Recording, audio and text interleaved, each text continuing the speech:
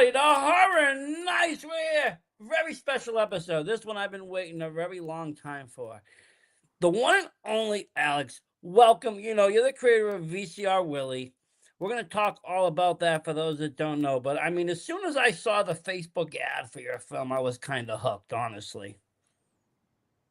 Thank you. Thank you. I appreciate it. It's been one of those things where I didn't expect it to take off as fast as it has.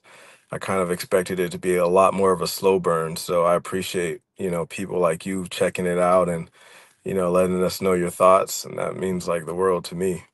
Well, yeah, I mean, I'll be honest, before, getting a hold of that, I've been a fan of analog horror for quite a while. I've seen some really cool YouTube stuff that, people have made. I like the whole idea that, horror doesn't just have to be a killer, chasing somebody the whole movie. It can be so much more. It can be other fears. It can be just something that makes you feel unsettling.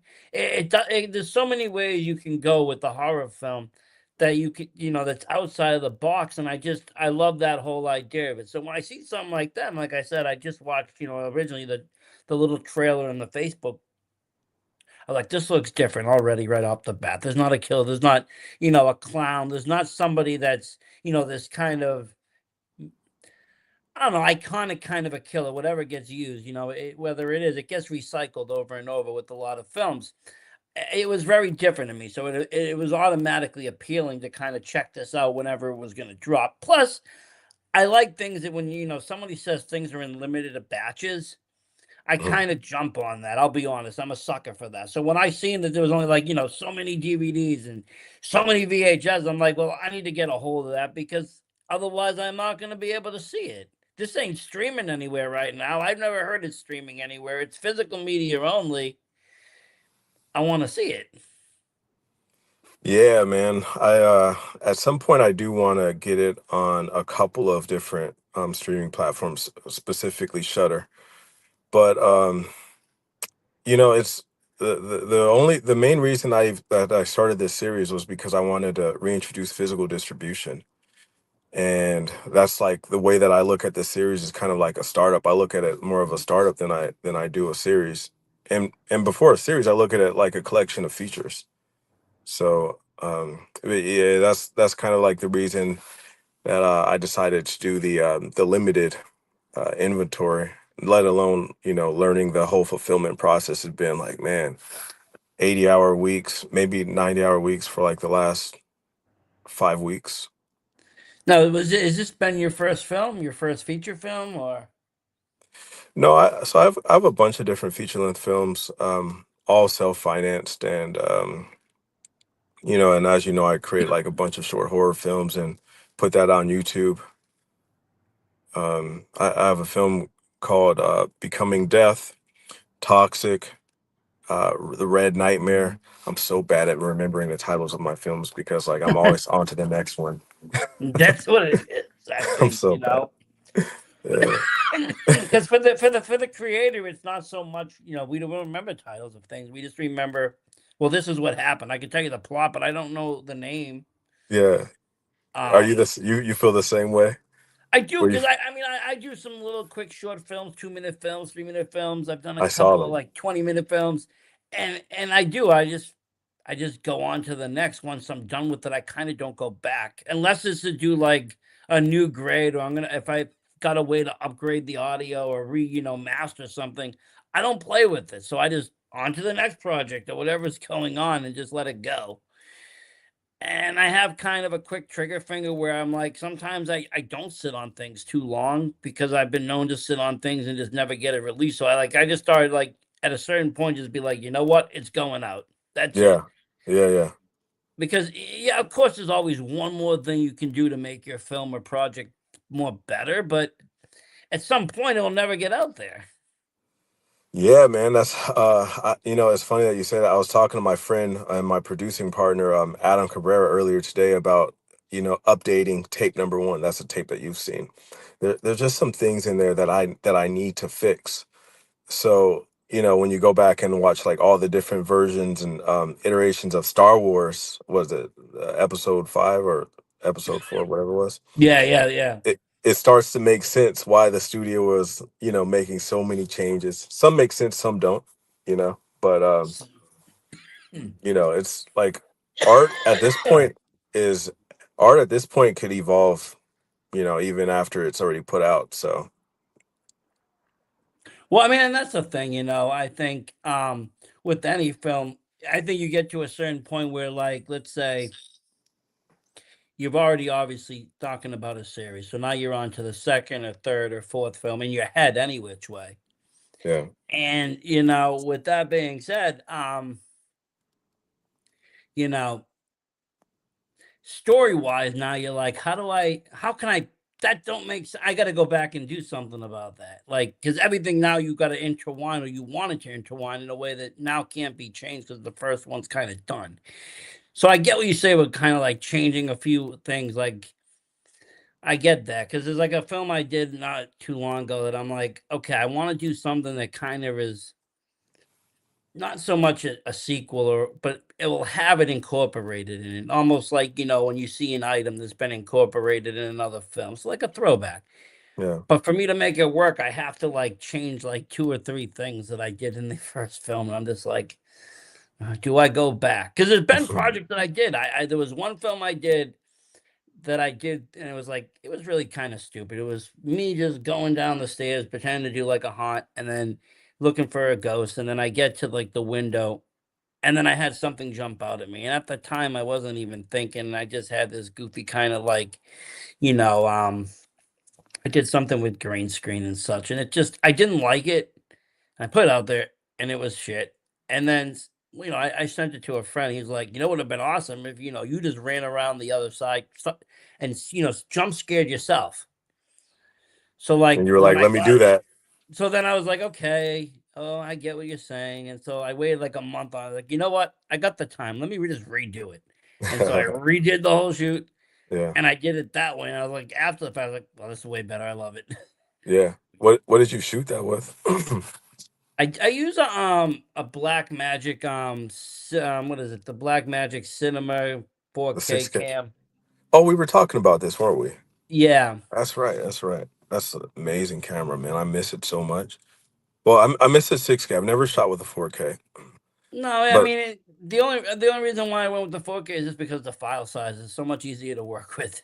yeah, With especially with the hardware end of it, what I use for computers is like with the 6K, it just eats up the RAM so fast. yeah, it does. Um, I like I haven't used the 4K. At some point, I'm going to use it because it feels like such a run and gun camera. But I like the grain that the 4K produces versus the six because the six is very clean and pristine. Where it's like the four, I don't know. There's something about it. In fact, I think it uses I think it uses a different. Well, it definitely uses a different sensor, but I think it's the same sensor that everyone uses in like the OG Pocket. yeah.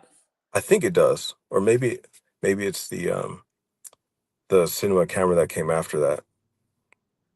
No, but I have no issues with it. It's been a nice little thing. I think it was like 12, $1,300 for the body, and then I got a 35 and a 55 millimeter lenses, and sign lenses, and I do whatever I can. I got a couple of tripods and I just go. Most of the time I don't have anybody to hold the camera, so it takes it painstakingly time, but I gotta do shot by shot with me setting up, adjusting focus with a dummy, then replacing me in there and going. Hey, at least you could act in your own films, man. I'm terrible in front of the camera right now. I'm working on getting a little bit better at that. But being a quadruple threat is incredible. Well, yeah, Act, yeah. No, I mean, I think it's just I use what I have. I mean, if I had other people, I would say, "Hey, come on over," and but all my friends are either far away right now or busy, and it's like I've just kind of gone down this road. Before I was into independent wrestling, I did a lot of interviews with that and went to a lot of shows and helped set up. I've done a couple of matches. I've done a couple of commentating as well, and just I was doing that for a while, and then one of my buddies in that was like, we were talking horror one day. I was like, that's my other passion. And he was like, have you ever checked out like the horror conventions and stuff? I was like, no, what's that all about? And so he brought Mhm. me down this world of horror conventions. It just is last year just dominated. I went to like maybe 9 conventions all year.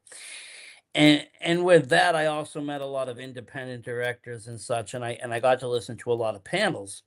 Yeah. And listening to the panels, it really opened my mind of, it's not so far-fetched anymore. You know, Back in the day, you needed the 16 or $32,000 camera. You needed the physical stock. You needed someone that could, work with physical film, and you need all this other stuff. Today, there's people out there putting movies out with their cell phones, and on a lot of fronts with the new like log and everything that you can do, it's not bad. Man, you could get away with pretty much any camera. And what made me start using like the old school cameras actually was the advent of AI, man. And AI pretty much replicates every nice camera right now. So I was just thinking it's probably better to do something that AI has a difficult time, replicating. And then also it's just funner to shoot with a camera that is forgiving. You know what I mean? Well, that's what I thought was very intriguing about your film. Why I kind of reached out and asked you is that it's not filmed on this crisp 4K kind of look. It is very old school, reminiscent of something that is far older. Which in my What's I always this on? grade down personally. I always think that, the 4K looks fake. So I always Yeah. end up grading down to an older style or like a grindhouse style, just even little graining glitches. I don't like the perfection of what a camera can do today. I, Same I here. like I think especially with horror, it really goes a long way when you have that grain. It's like a VCR film. Like you don't know what's light, dark, the blacks are all messed up. It makes it so much more atmospheric. Yeah, that's like the main thing. I created an entire like pitch deck, maybe like in at the end of 2024. And the whole idea was to work with atmosphere, and that's actually my strong suit when it comes to like storytelling. So I was just pretty much thinking about atmosphere and feeling more than I was the story and the picture. Actually, I was pretty focused on the picture because I wanted the picture to be kind of like super gritty. So much so where I look at it and I'm like, man, after a while, my eyes start straining in the editing room, you know? But but But that you was a have to but it also makes you do something that normally you don't have to do, and that's like actually focus in and pay attention because you want to see faces, you want to see, the details. So you got to almost like super hyping in there because everything's kind of that grit, and that's yeah. where like kind of the scary factor because then you start seeing some weird shit happening or just unsettling stuff. And like I said, it's not a kill. Like one of the most unsettling things is just the dude drinking the water. I think was really weird. Just him drinking the water out of the big pot, just standing there. It's like that's just a weird thing to me. If Yeah. Yeah, it's those everyday things that you should be able to kind of watch. And there's a lot more to the story than just somebody drinking water if you look at it the right way. well, yeah, I mean, even the most mundane things can be put in a way or shown in a way or just have a story behind it that just it's disturbing or not real or something scary. Yeah. What made you want to do this series? What was there any inspiration behind, the storyline and such? Well, I started the story back in 2024, and at the time it was called something different. And I think the main thing is I don't think we've been using like the medium of film and to its fullest. So I'm like, when I look at art in general, I love it, and it obviously has a lot of value. But that's something that I'm always wrestling with myself, like why does it have value? And I've just started to realize that. But the series was actually, the idea was to be able to create something in film and then to bring that into the real world, something that should be realized in the real world. So it was this like crazy grandiose idea. um and yeah, so I pretty much created like a pitch deck without much of a story.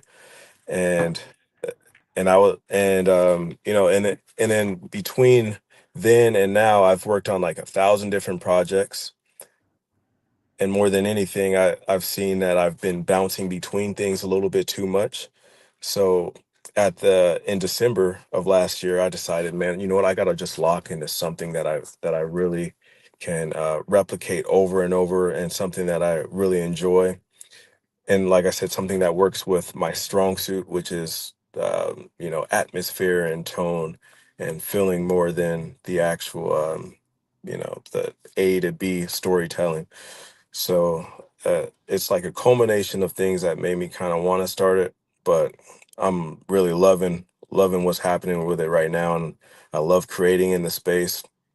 It's really kind of just like creating a world and then playing in it. That's kind of how it's been feeling.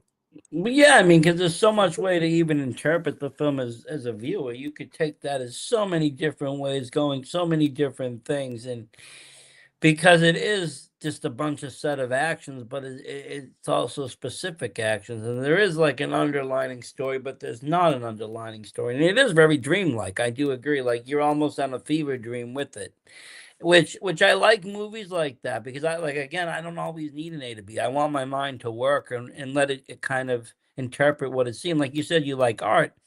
Me and you could look at the same, painting in a gallery and both think of it in two different, very separate ways. And that's the same with the film like this. Multiple people can watch it and all take it in as a different meaning. And that is true art. It doesn't have to be a definitive. We don't need this is the definitive plot and story, and this was the killer, and this was that, and this and all that. It's like, okay, that's great. That's a great book, but it's like, is that really art? No, not really. It can be something that just grows over time. And I think that's what you kind of started here, or at least have been working with, because like you said, you can go in any direction or anywhere with that. And it's like it's still kind of canon within the universe now. Yeah, yeah, that's really true. And well, I guess it is. I do have a plan for it, and it is a story that has an ending. It's just like the ending is in it ends in 2029, and yeah, so it does have a ending. The story is like very hard to understand, and at some point maybe I'll create like a book that is a little bit more uh clear as far as like what's going on. But yeah, that's kind of the thing. I think a lot of times the movies and the art that I'll enjoy are the pieces that I attach my own meaning to it. But there could be like a big meaning that everyone understands, but something that I kind of turn into my own. Well, yeah, yeah. I mean, I think we put a little piece of ourselves in every project that we do, regardless if it's, right forefront or it's something very subtle. We leave our marks within these things. And also, we're telling a story in one way, but again, people are interpreting also in another way. That's why you get fan fiction or even fan discussions. Hey, what did you think of this happened? No, it was like this. No, it was like that. And that's kind of what you want. You want that kind of buzz. That's nice for it. Yeah, yeah. And again, I'm into different films. I've seen a lot of horror films, foreign horror films, old horror films, new horror films, major horror films, franchises and such. And now I'm at the point where like I like to see different films. I like to see what people can do with their creativity because the creative mind, it could do a lot. And unfortunately, within bigger pictures in Hollywood, it got so many restraints because there's so many demands on what has to be shown or can't be shown one way or the other. It's all bought and paid for. There's advertisements for things everywhere, and everything got to be a certain way by who's funding and paying.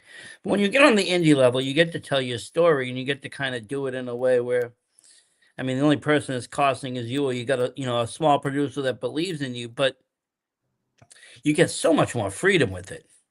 So true, man. I mean, one of the things that I've been talking about with my team is it's important to not look at the comments sometimes, and to not pay attention to what everyone says, because at that point you're losing you're losing a little bit what you started out to do. That's how I feel, at least. But at the same time, I think it's pretty important to it's also important to meet the expectations to a degree of the audience. That's what I've been kind of wrestling with myself, though. Actually, what do you think about that?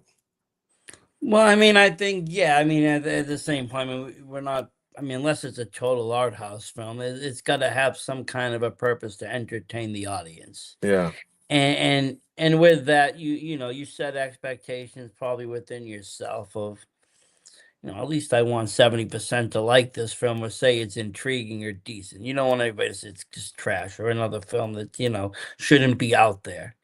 yeah, Um, I think, but right off the bat, you've jumped into a genre that hasn't even really been played or touched with, so especially true. on the mainstream. I mean, they tried to play and do something similar with Skinamarink, and I think they just failed at it miserably because it didn't really have a plot and it didn't really go anywhere, and it was just kind of really slow.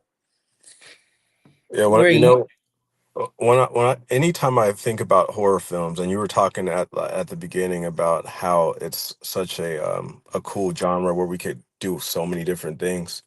I always think um, uh, The Exorcist, The Shining, and probably Halloween, obviously, and then but then it jumps straight to Blair Witch, and then Paranormal Activity, and then it jumps straight to Skinamarink. As far as how they revolutionized, well, all those films were revolutionary. I think Skinamarink got really close, by the way. It, Um, it did. It wasn't far off. It just there's a few tweaks that just could have made that stellar. I think it just failed in a few spots, but again, it was very experimental, and I mean, it was put out by Shudder. They're pretty good, but they're not a major. At that point, they weren't a big major corporation either. I forgot they put that out. Yeah, they actually put that out, and again, it wasn't a terrible watch.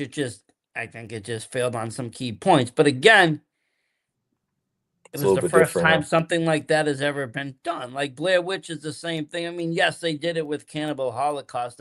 That's what I would call the first found footage. Dang, that's right. I forgot about Cannibal Holocaust.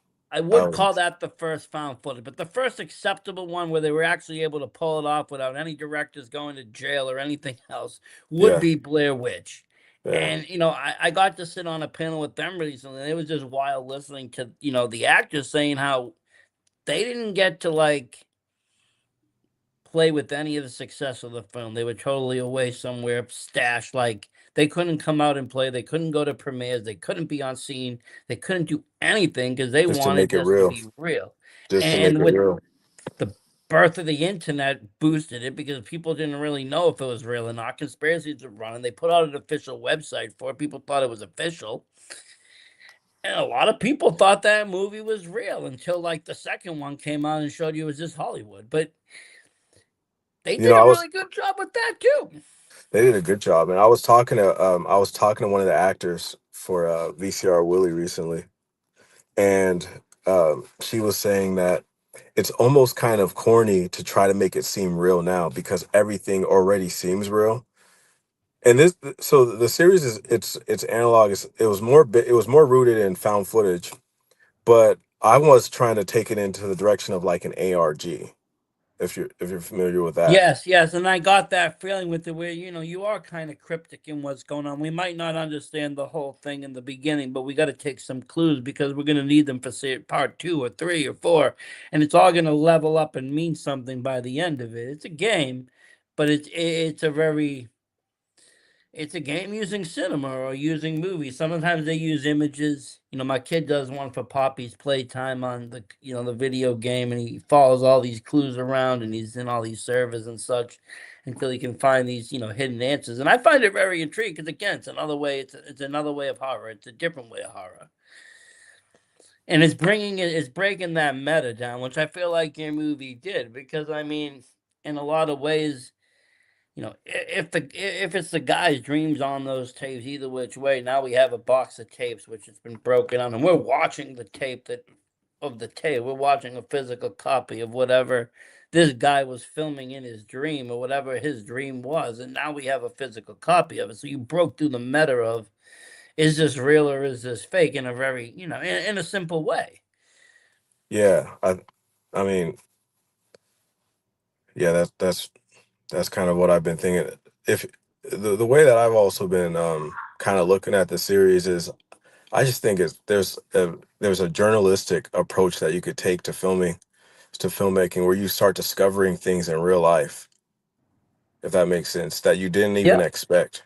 And the more that I spend time on this, I start finding other things in life that I never thought were possible.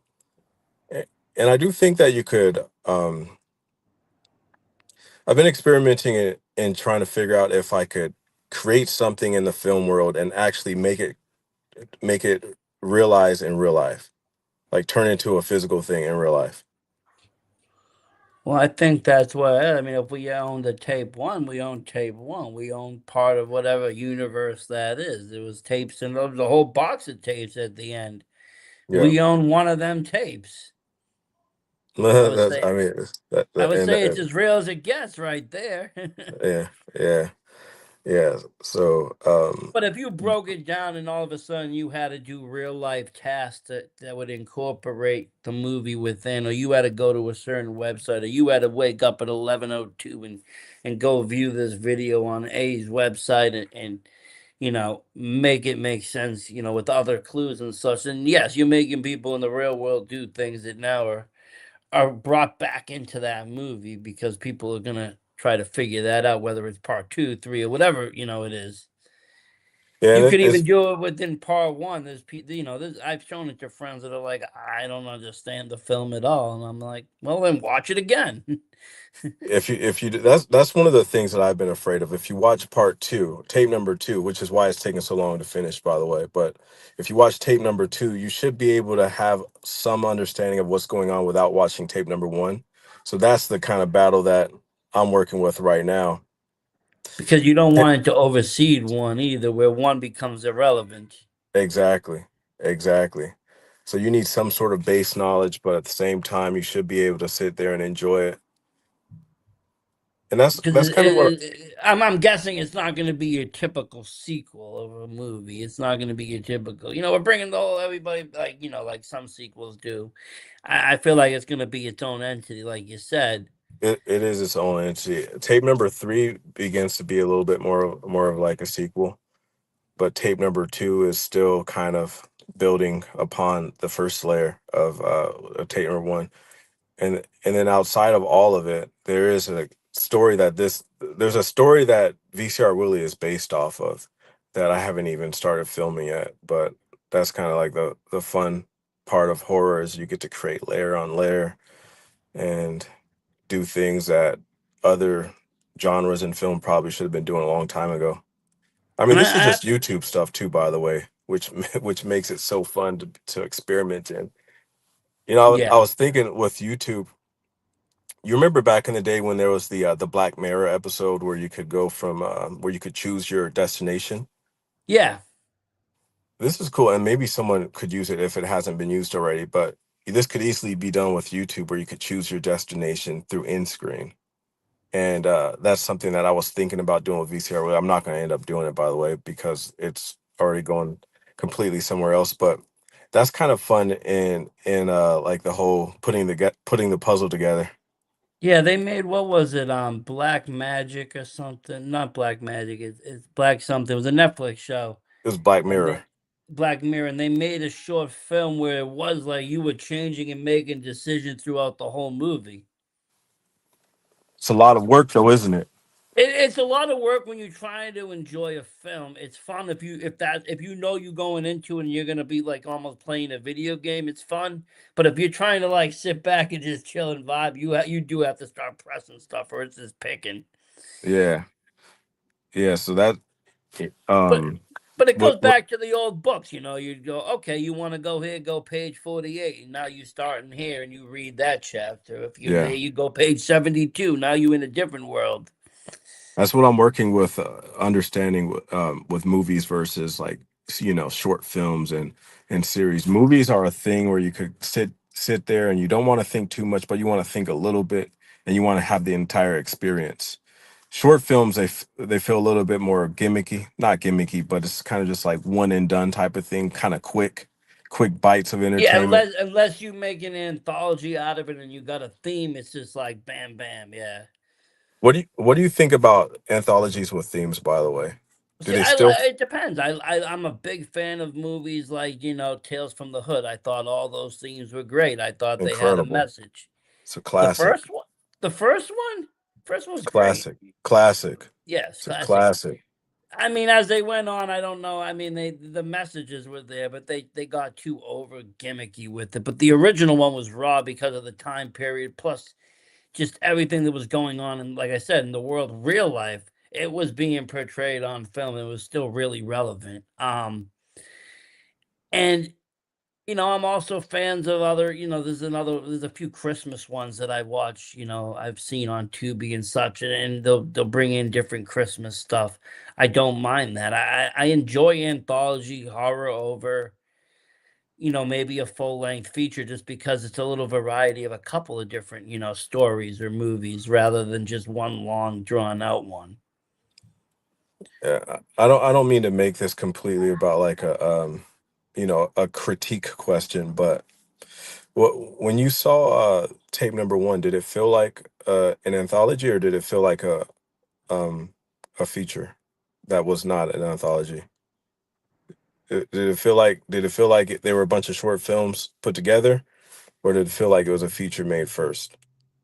It feels like it was a feature because everything was shot in same location. The house is what kind of for me bound it together. I kept seeing the same house, the same number, the same door. People kept going into that house. So it kind of drew it all in rather than being different stories. It drew it into me of being this is the story of that house. Yeah, yeah, and that's the case too, because it was all filmed like that. So But like I said, could they be different broken up stories? Yes, but again for me it all felt like it was part of that big picture of that one establishment of that one location, of that one time period of all this was going on. it's kind of scary to do that as an indie filmmaker, because then you're revealing your hand a little bit when we don't have the most resources in the world, so we want to kind of work with what we have. But I'm always thinking like, man, maybe I should take it out. Maybe I should go out and explore more of LA. You know what I mean? And use some cooler locations, use more people, or But then keep I it I thought the location itself gave a good vibe, especially on the camera. I think the actors it shows they look disturbing just in the light and everything. They look scary. People Oh look yeah. scary. Yeah, they're really, really talented actors. I've Really good with face gestures and movements and things that just look unnatural. And I think that's the most unsettling thing about a lot of horror. It's not so much the monsters. It's when somebody normal or somebody that should be normal starts acting a little non-normal, a little abnormal. And and it's just subtle differences that make your brain go, well, what's going on here? Is this even a human still? Like, what is this? And just seeing, like you say, mundane things done or weird with questions, it puts that in your head of, what is truly going on here? What's working inside of them? What's going on here? Where am I? Who are you? yeah, I've been the way that I look at film, especially recently, is it's like a tool of discovery. You could find so much out, um, so much with film that it really surprises me. And you could find things out within the actors too, especially if they're really good. All the actors that I've worked with and that are on VCR Willie, I've worked with a bunch, but you could discover things about who they are, you know, which is a lot of times I like using like the first take, especially in this, because you're getting things that you would have thought that you would get. You would typically, you do the first take and you say, this is not the way that I imagined it. Let's move to the second one, right? Closer, let's move to the next one. But if you use the first one, you're getting something that neither of you could replicate. And if you work Everybody's off of that, doing it for the first time, so it's like, bam. that's it. That's it. And if you work off that one, which we do a lot, we'll kind of like work off that first take and say, man, you did this kind of crazy. Maybe you should go over here and do this next. Then you're actually, then the film is making itself at that point. Something else is working. So Yeah, you're allowing also the creative flow of the characters to kind of become alive and go where they want to go naturally, rather Yeah. than directing them back to like, okay, this is what I have written down. We're going here.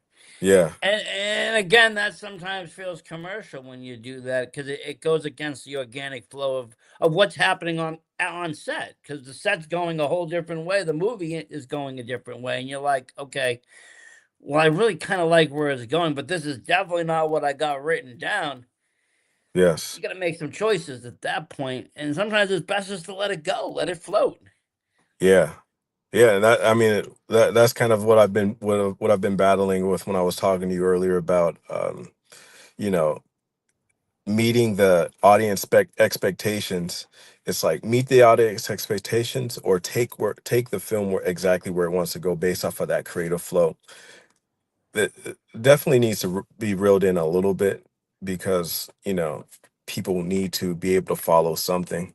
Well, I mean, I it depends. I mean, I think expectations. I mean, I would say on an indie film are going to be anywhere. People, if you're a fan of indie horror, or just support indie horror, then like if you're like myself, you don't really have an expectation because everybody got a different budget, but also everybody got a different idea. It's not Yeah. so much what they do; it's how does it look? Was it executed properly? Even if it looks bad, it could have been executed great, and it could be still a decent movie. Sometimes, I would rather see cheap practical effects than see somebody blow all their money on VFX. I'd rather see somebody be more practical. One of my favorite scenes in your movie is the simple chase scene with the grittiness of the camera, the night, not seeing what's going on. You keep waiting for this lady to turn around the corner. That scene there was very, gave dread. That's a fearful scene. And it was very simply done. It didn't take a huge, special effects or anything special. It just took good creative work and thinking. Yeah, it's uh, like I said, for me, it's always the feeling that I'm working with. So that scene that you're talking about, dread, is exactly that. I work well with dread and unsettling. So that's what I like to lean on See, just I to make love sure. that kind of stuff because I feel that's where the horror is for me. I've seen a lot of shock horror and a lot of that, so I'm desensitized to. You're gonna chop a head up, okay, but I've seen that 1,000 times now. Seen it 1,000 times. I've watched Terrifiers, I've seen all these movies, I've watched Cannibal Holocaust, I've seen it all. So at this point, I need to see something that's gonna scare me from a different perspective. It's not gonna be visually. It's got to be, you know, a different visual. It's got to be something that plus the audio. I love like again, like I said, that you played with tones a little bit. Sometimes the volume wasn't perfect volume. So it went up and down, and then that gives a creepy, unsettling feeling too, because we're so used to these mastered, you know, Perfect. soundtracks to movies, and then here we go with something, that's way different. It's like okay, and I remember having it on there because it was loud, and all of a sudden it just screeched up. My wife freaking sat up screaming. I'm just like, we're just watching horror here. Nobody's really dying. Hey, when you talk about, I mean, we were talking about it before about the attaching your own story or attaching your own meaning to what you see with the camera being so unclear and grainy all over the place. Sometimes you look at the actor and her face is legitimately blurry. You could zoom in and you'll see her face is blurry, but your eyes are making her face for you. So I think some of those, some of that dread is being created within yourself. Because you don't know what she really looks like, and but you want to pay attention to get in, but then you also don't really want to know what she looks like because she's not nice. Yeah. So you Yeah. keep kind of going back, and that's what I was saying with using that kind of technique of a grainier film. It makes your eyes and your brain want to, zoom in and hollow in and fill in all these pieces and make this look picture perfect. But once you do that, then it starts to become scary. You're like, better off blurry. I'm really hoping that AI won't be able to replicate the high eight look for a long time. I don't think they can, honestly. I mean, I played with a few AI apps, and there's honestly nothing that is going to beat that. The only thing that can maybe, replicate some of it would be, there's a few phone apps that you just have to buy money for that, will add some filters and make your phone a little bit better. But what's funny is I've seen actual physical now being sold Super 8s like for a Dang, couple like really? three yeah, How like do you watch it? $300. How do you watch it? You don't see what's going on. There's no thing. It's digital, but there's no view screen. There's just a little viewer like that you would have like on an old camera, and you can film it. And I've seen the ads on Facebook. It's handheld, it's 300 bucks. It comes with like you can get memory for it and so forth. It's Oh, digital. oh, you're talking about the camera. Yeah, Oh, yeah, yeah, yeah, yeah. Yeah. Well, no, so this is a high eight. You know, like the small little tapes, the small little DV tapes. yeah, you're shooting on real film. Yeah. Oh, okay. Yeah, No. no. There's no way that you're ever going to be able to replicate real film, I don't believe. It looks fake. Hmm. Even outside of AI, even doing it, other ways, you have to.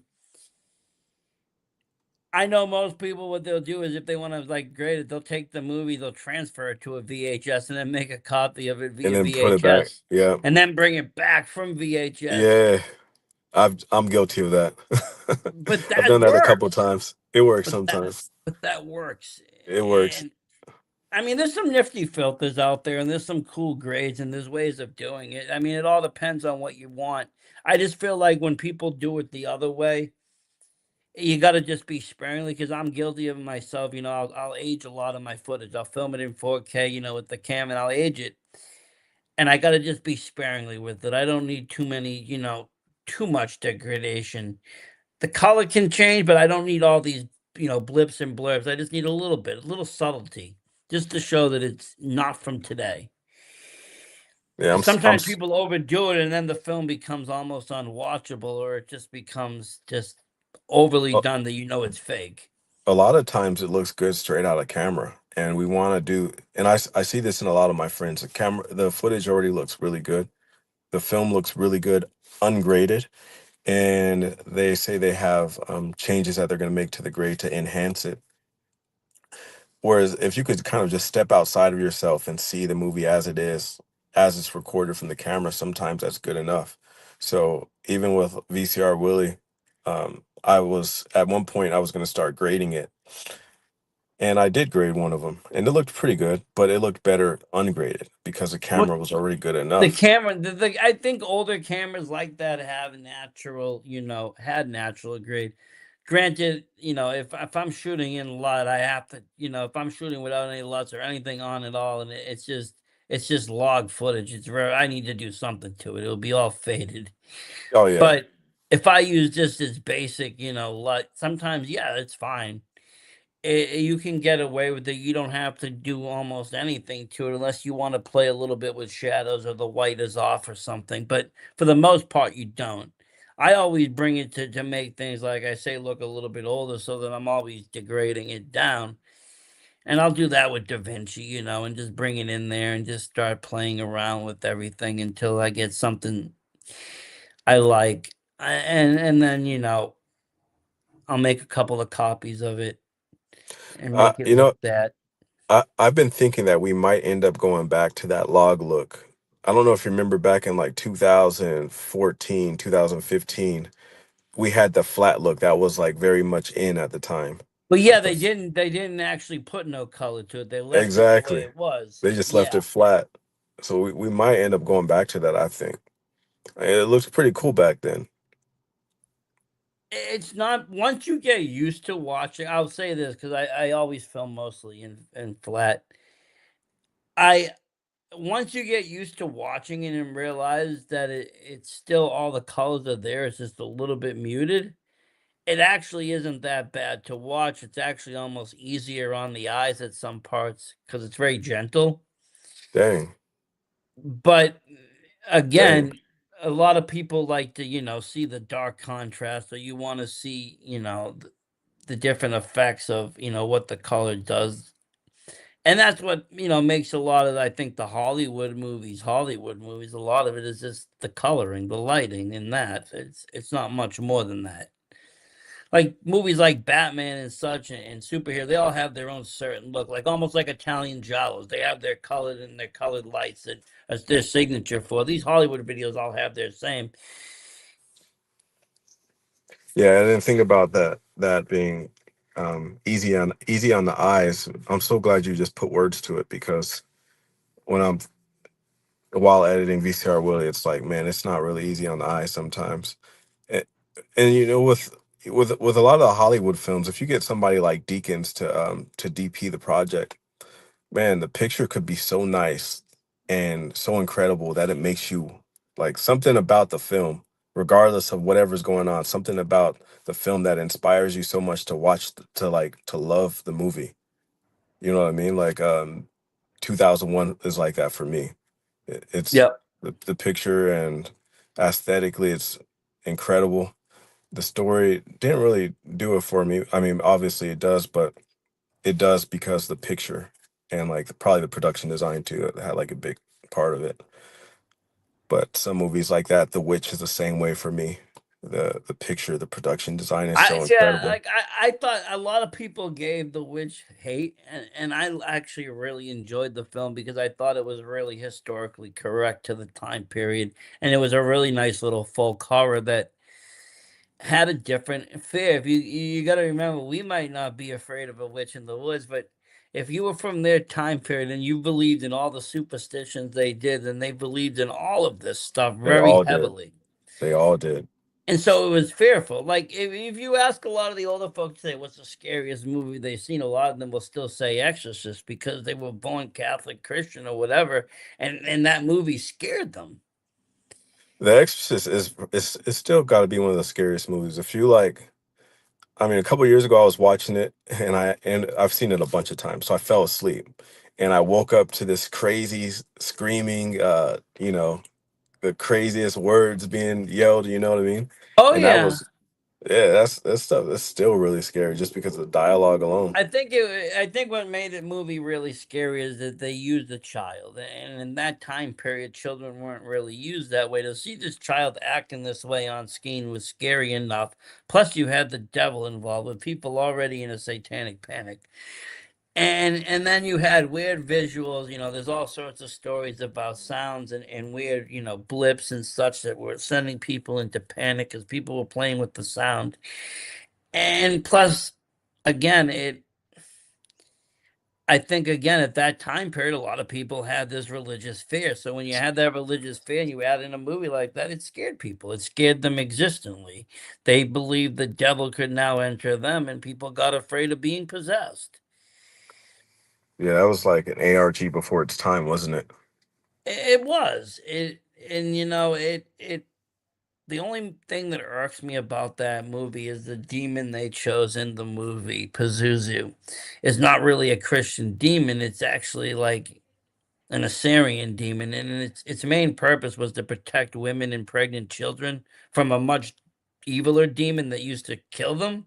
Dang. And so, like in their religion, it was like this great white lighted, thing. That's why they find it in Iraq and so forth. It's a Middle Eastern god, and yet in the movie they turned it into the Christian devil, and it was just like, uh, if they used any other name or no name, it would have been almost a masterpiece. And I only learned that later on by doing research of looking up the demon's name. Yeah. Yeah, But you see, I did not know this. I thought this was some sort of demon in hell.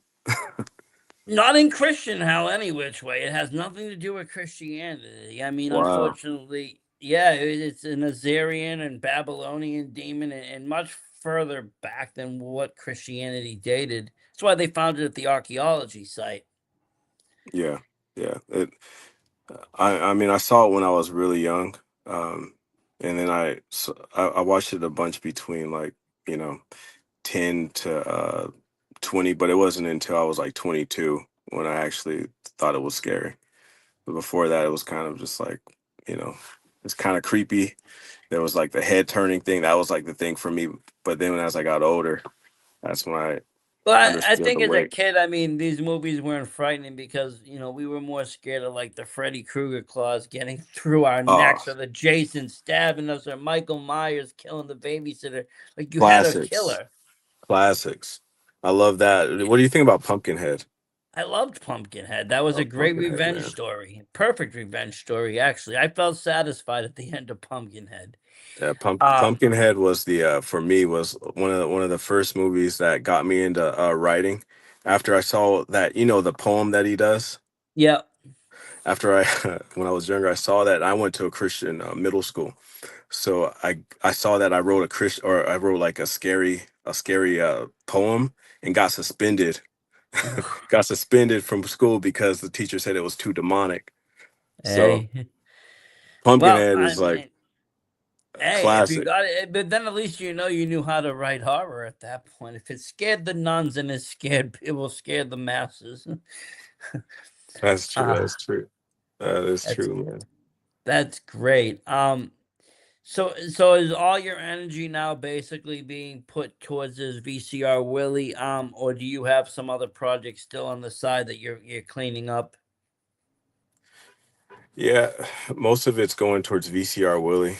The creator in me does want to go and start working on other things, but it's almost like 95% is going to VCR Willie, and I'm slowly starting to work on. I don't know if you've seen. I made a Ohio series on YouTube. It's short horror films based off of like this guy in Ohio. It's pretty much started as the Ohio Man. So at some point I'm Awesome. going to get to that because the actor is incredible. People love the actor. I get emails and messages talking about him. His name is Peyton Gruffick.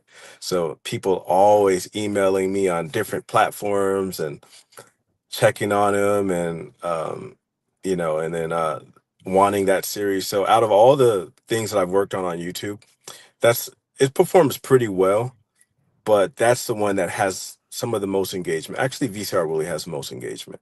But I remember a while back. That's what really got me into analog horror would have been YouTube. 'Cause I remember like there was one series where there was like this father that used to just come and sit down. And he started changing every video worse and worse. And they had other ones where like they would mock almost there was one I forget, but it was like channel something, channel 57 maybe. And they had like this one episode where you would almost told you don't to look outside, moon wasn't your friend. Like it went in this whole like 5 minute almost government like reason of why not to go outside. But it kept having interruptions that were like, they're lying, they're lying.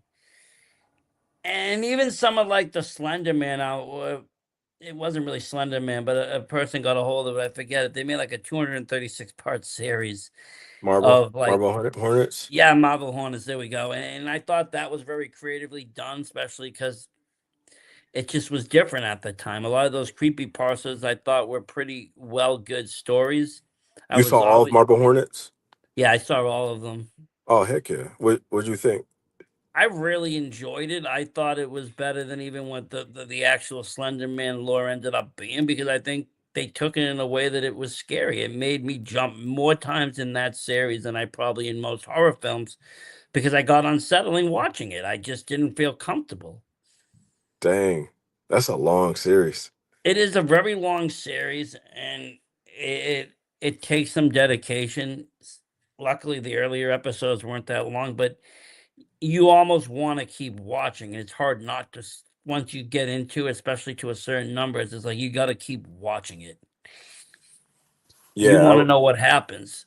I And didn't. kudos to the creators because that's some dedication to keep it going like that. It really is, and the way they went about it is incredible. I think that they probably started they probably kind of paved the way for like the back rooms and probably even the Skin Marines of the world. You think? Yeah, probably. I think something like that really broke through. Because, I mean, almost anybody else that tried to take a creepy poster and turn it into a movie failed. The Slender Man box office for me was a failure. The only one that I thought was pretty good, there was a show that was on Sci-Fi that did a few of them. They did like Candle Cove and a few others, and they weren't bad. But everything else I saw was either on YouTube, it was fan fiction, it was a fan film, but nothing. It just it didn't have that fear factor. It just it was it was just it didn't. It had kills, it had this, it had that, but it didn't have.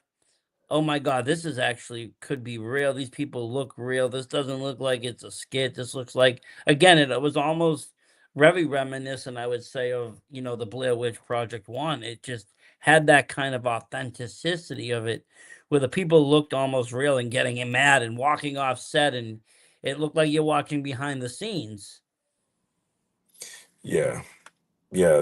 That I'm wondering if that's still something that could be accomplished without, like you said earlier, without being arrested. Because uh, well, I've only I, heard about this, by the way, about directors getting arrested because it looked so real. I've only heard it two times where that has happened, and Well, and if Diodatra, they made him bring in the cast. They had to bring in the cast to the court because they thought he killed them in whatever country to what's finish the film. He had to bring wait all those three people. what's the name of the movie? Cannibal Holocaust. Oh wait, wasn't there a wasn't there a Japanese director that did that too? I was Italian guy, but there was another Japanese director that had some kills too, and they thought it was snuff. Plus, you had obviously what's it called there? Serbian film. I think he got arrested because they said it was fucking too wild or whatever. They thought it was real. That is just And I mean, there's insane. a movie that they put out for no reason but just to shock people's Just to senses. Just shock say, people. yeah, there was no real. The plot was mediocre. It was just mostly just shocking scenes of can we stomach this or not. Yeah, I can't do that.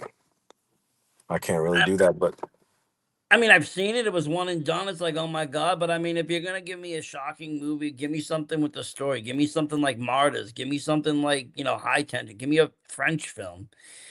Or even if you want to do hard watch, give me something like Irreversible, where it's all fucking shot backwards. Give me something with some substance and a little bit of freaking artsy to it. I gotta check out Irreversible. I I don't liked think it. It's an art house film. It's a little bit of a hard watch due to one scene or two, but it was shot backwards, which made it really wild. And I watched it both ways. I watched it backwards first, and then I watched it the other way, the other after. And it was just the shock value is just watching it backwards because of the way things unfold. You're like, what the fuck? Oh shit! Oh yeah, no! yeah. Damn! And they're And moving backwards. watching it backwards, yeah, because Everyone is moving in reverse. nope, the scenes are all Oh, the shot scenes are backwards. backwards. Oh, okay, okay. So the ending starts off the movie and it goes to what the beginning of the movie's like. Yeah, And so yeah. I you got see what the climax is like, and you're like, yes. And then all of a sudden, at a point in the movie, you're like, oh, fuck, that wasn't it. And you're like, oh, shit. And you're like, damn. And then you still got to finish the other half of the movie where it gets happier and happier and happier. yeah. Because in the beginning of the movie, it starts off very happy, a very nice night. So it kind of makes you force with this thought in your head of all this terror. Then now you got to go back and watch everybody happy. It really fucks with you a little bit. I liked it though. Dang, that's kind of cool. It's something different. How I would you think that's watch it what I brought. forward? Hmm. How would you watch It, it forward? so they had two versions of it. They had it Oh, okay, okay, okay. two different cuts. Oh, that's cool. Both of them, I think, are streaming for free somewhere. And then I'm a physical media person, so I go out and buy the Blu-rays as soon as I find them, and then I just that one actually has both versions on it too. You like Blu-ray over DVD, over standard DVD?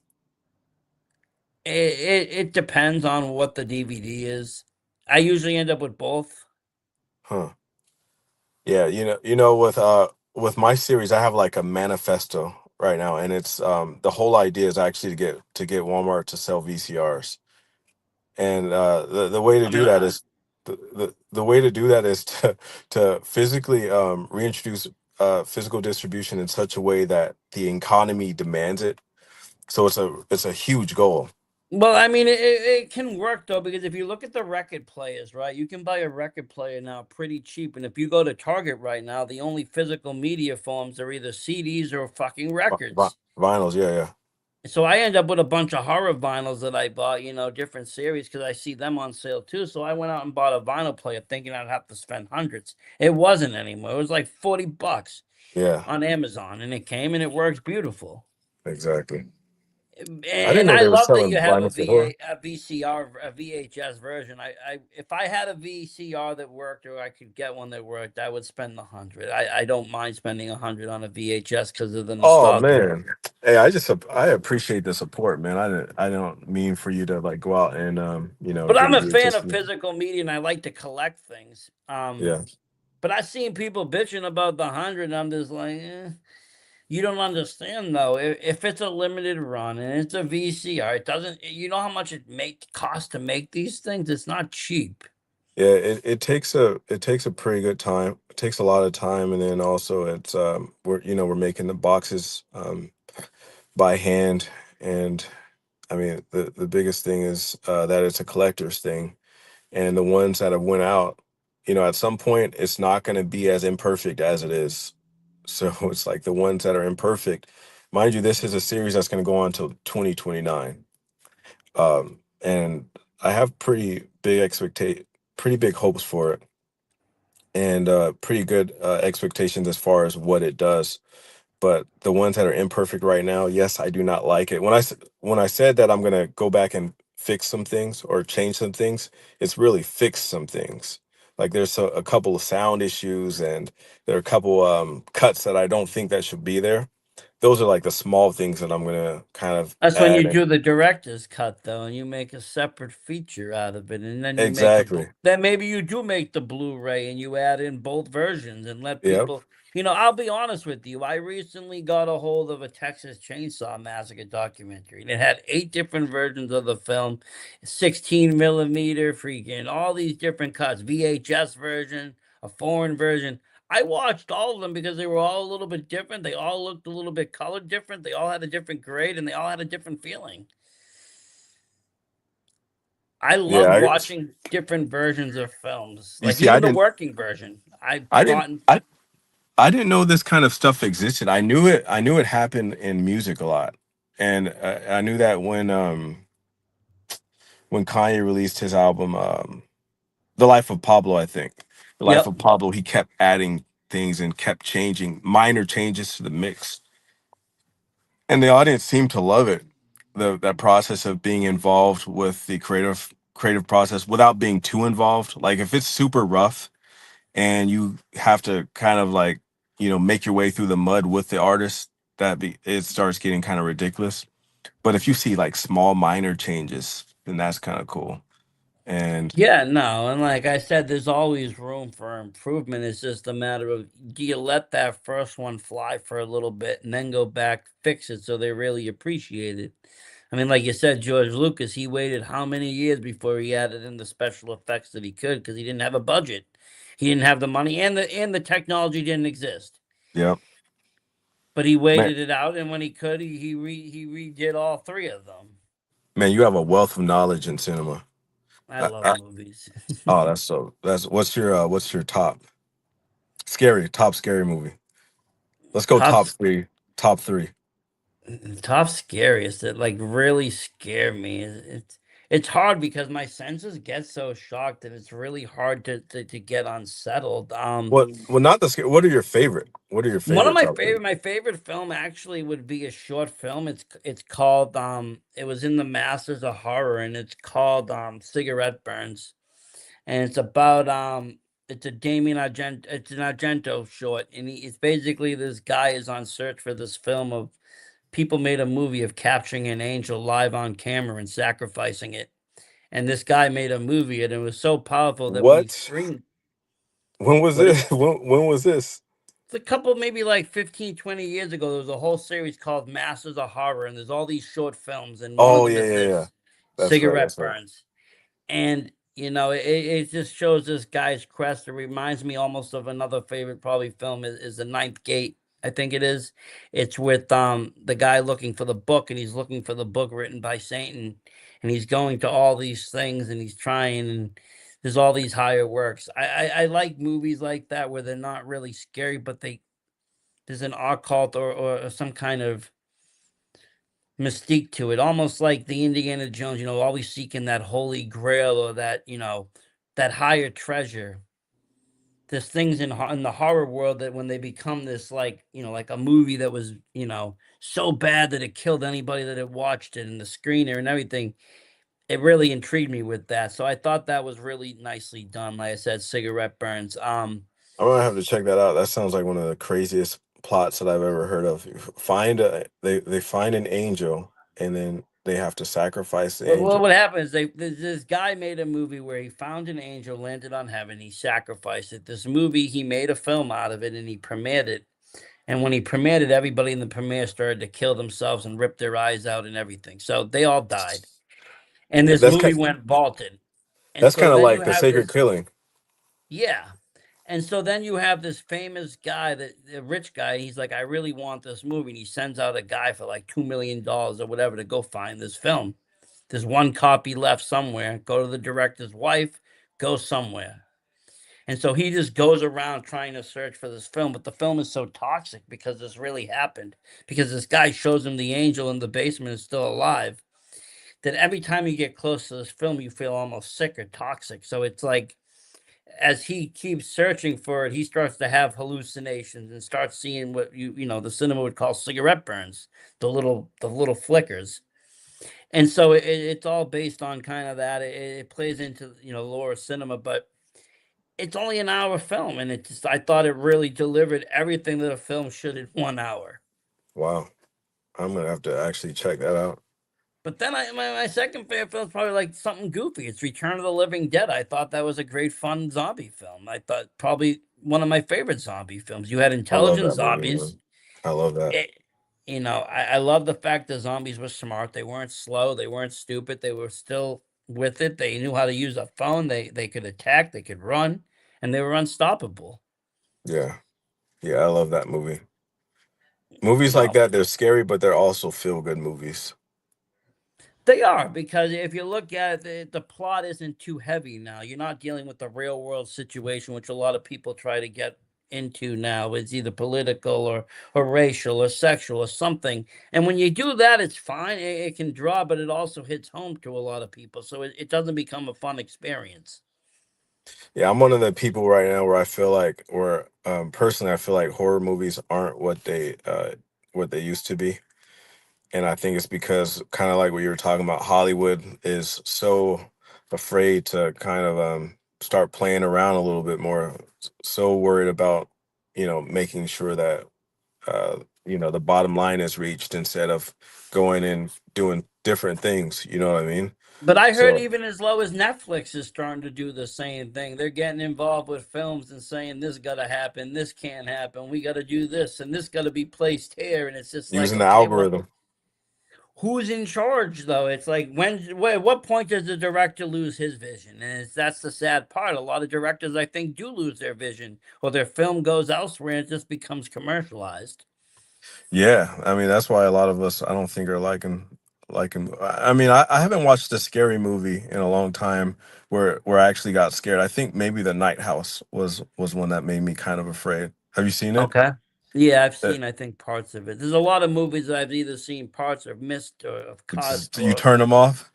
I don't. It's not even. I get distracted, so I end up having to Yeah, leave the room. My kid, he needs me or something, so I leave. I come back. There's a new movie now, streaming yeah, something yeah, else. yeah, man. Uh, And really, that's with Netflix. When I watched, I knew there was something wrong with Netflix when I order like a meal from DoorDash or something, and by the time the meal is done, I still haven't picked a movie. That just to me shows me that there's like a problem with the experience that Netflix presents. yeah, I mean, you could walk into a movie store and be out in 10 minutes. I used to go in there. I mean, and I didn't even need anything good. It just was the cover. If the cover looked good, I knew it was good. Yeah, Those VHS covers, that's something about those that just were so beautifully drawn or made that just that's what made the movie. This was terrible movies. There's just bullshit movies that I've watched just because of the cover, thinking they were yeah, going to be blockbusters. yeah. I wonder what would have happened if we would have kept pushing into the era of physical distribution of physical media because we ended up on UHD, right? It was Blu-ray and then Yep, UHD. I still buy the UHG. I still buy the 4K. I still buy the all of that because they still make it. So what And would have they're happened if we kept going? well, we would now get 8K or 6K. I And at think the it. end of the day, will people know a difference though between 4K and 6K? I know. Yeah. Because the problem is I think what happens is the movie theaters cap out at 2K. So if you're shooting for cinema, well, anything after 2K ain't doing nothing. 4K is great for home release if your people have 4K. But if you're watching from a laptop or something, then you ain't seeing it. Because how many Exactly. people watching movies from a laptop or a streaming device or something that ain't getting the true 4K? Yeah. Now, me, I have a setup just for it with the 4K TV, the ultra high, and all of this. It's just made for that specific reason of UHD, the one Blu-ray that comes with the 3 pack or 2 pack.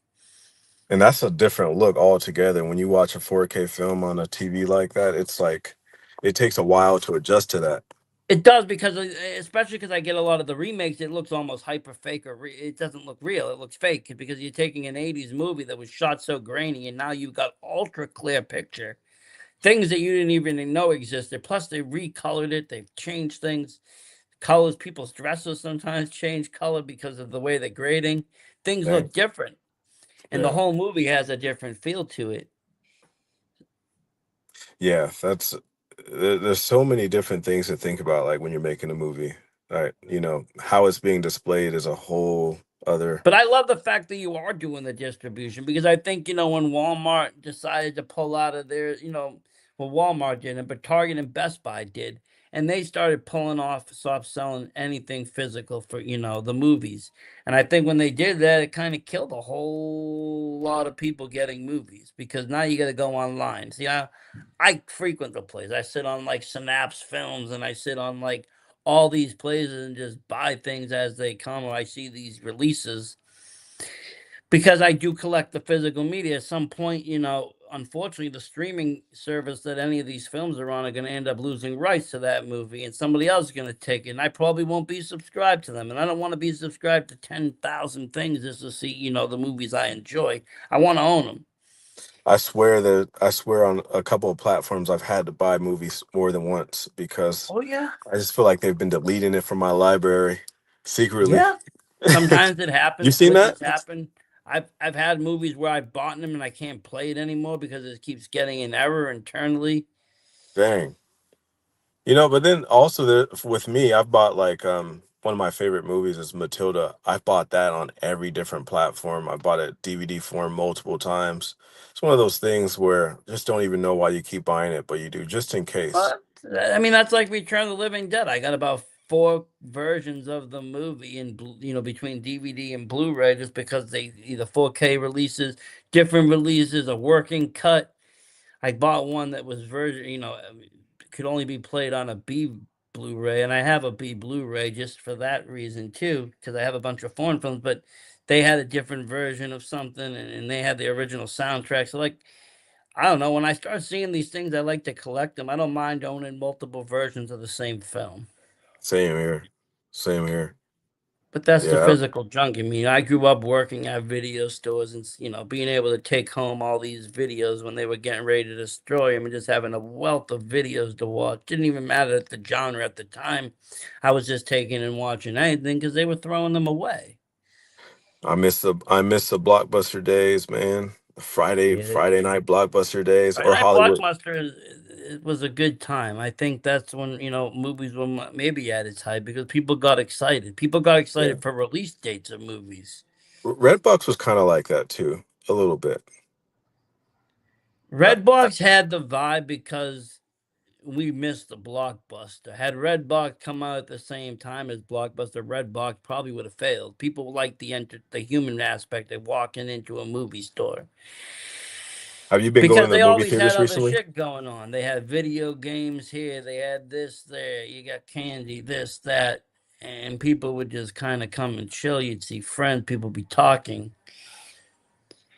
And again, Yeah. those release days, the PlayStation 2 release days, people be asking, when's this game coming out? When's that game? When's this movie dropping? What date we got that?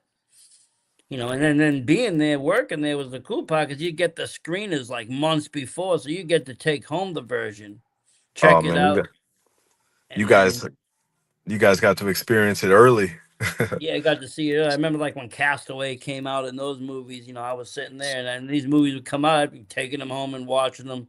One of my favorite films I got to screen was Requiem for a Dream. I love that movie, but we got that movie early too. They just sent us a copy. I took it home. I was like, wow, this is a really good film. It had a beautiful soundtrack, good story. You But almost miss the days of bootlegging, right? That I do too. I've been through that too, where I'd be like chilling at a bar. There'd be some lady coming through with a box and just all these little white packages and sleeves, and each one had a movie in it, and that movie would work. And sometimes when I watched that movie, somebody got up in the theater because sometimes that would be how they filmed it. Otherwise, they would be a screener, or they Yeah, might be a foreign dialect in there or something. But I do miss those days too. yeah, yeah. That was me with pretty much all of anime, all of Dragon Ball Z back in the day. Hey. Everything bootleg. Well, I mean, we're also from the same era where we go out and buy the mixtapes. You'd buy the CDs. You'd buy these mix CDs, and every week the guy, selling the T-shirts would also be selling the mix CDs, and he'd have a fresh lineup of different artists and rappers from West Coast to East Coast with all these different mix CDs. So you'd be like, "Oh, 5 for 20. Okay, I get it." I didn't realize that Hollywood had such a chokehold on the how movies are being played because there's this thing that's it's duplication versus replication, or is it duplication versus burning, pretty much. And the burned DVDs, they don't work on some things like Xbox and like some of the older consoles, and obviously like the older DVD players. The newer ones, they play it, but Xbox still has an issue with burned DVDs that probably just carried over from the old versions. Xbox does have a problem with burned DVDs, but the workaround is if you download the movies directly and put them on an external hard drive and plug in that external hard drive, they play almost every format of video.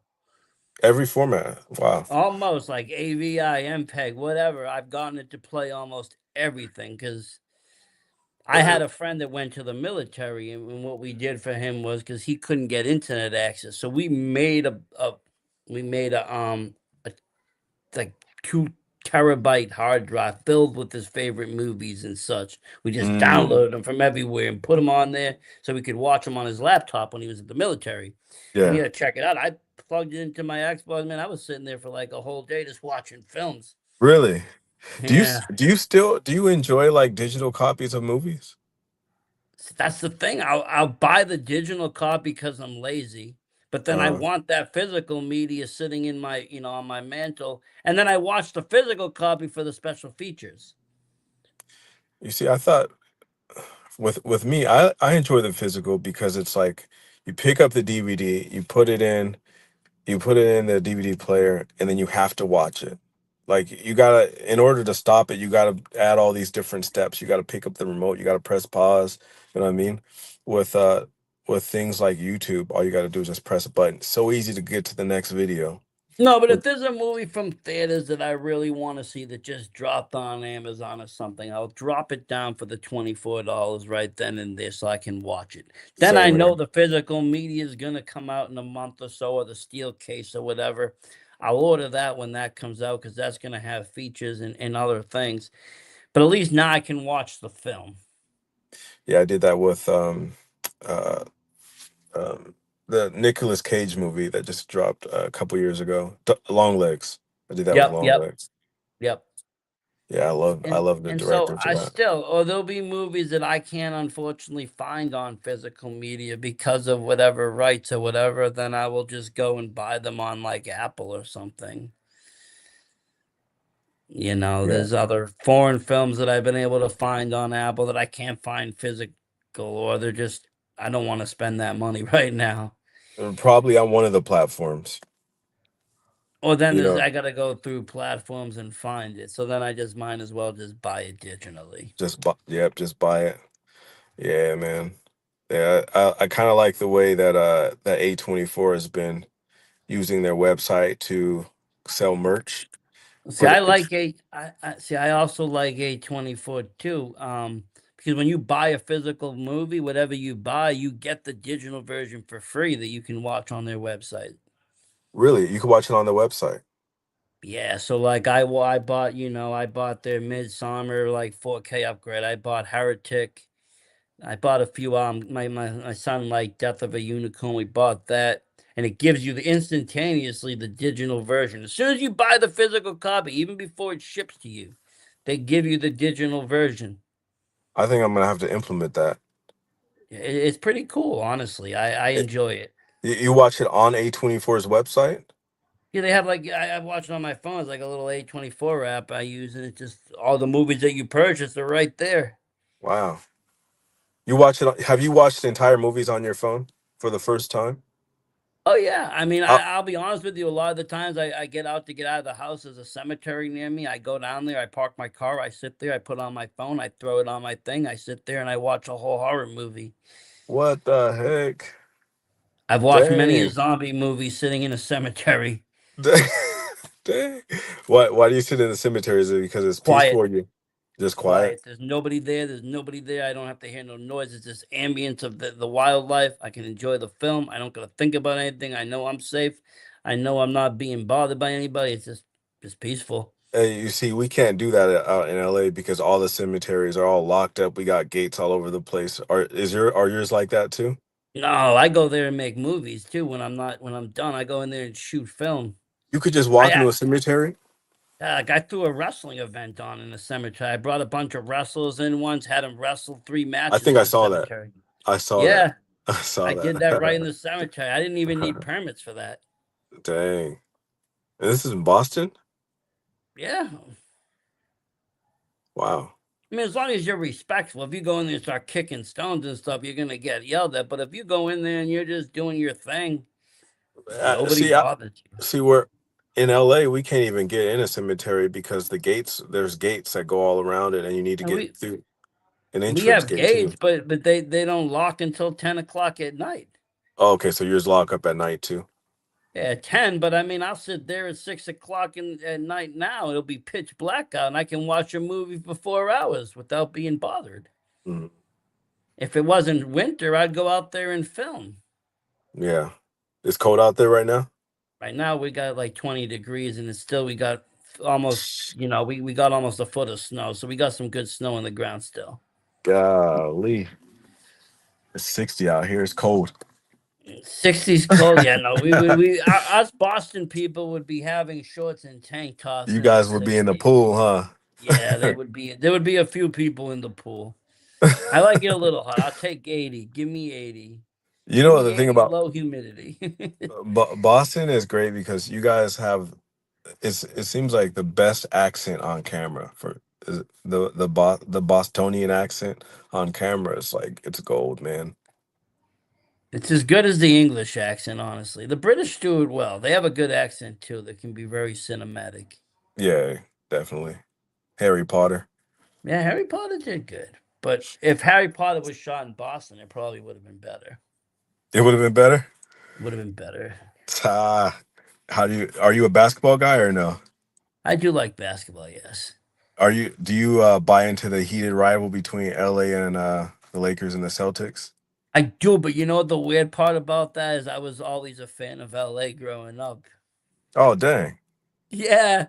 Like I'm a huge Kobe fan. Like I love that all like him playing. Like I was really big in when they were playing San Antonio. They lost Uh, unfortunately that series, but yeah. like I was always been an LA fan.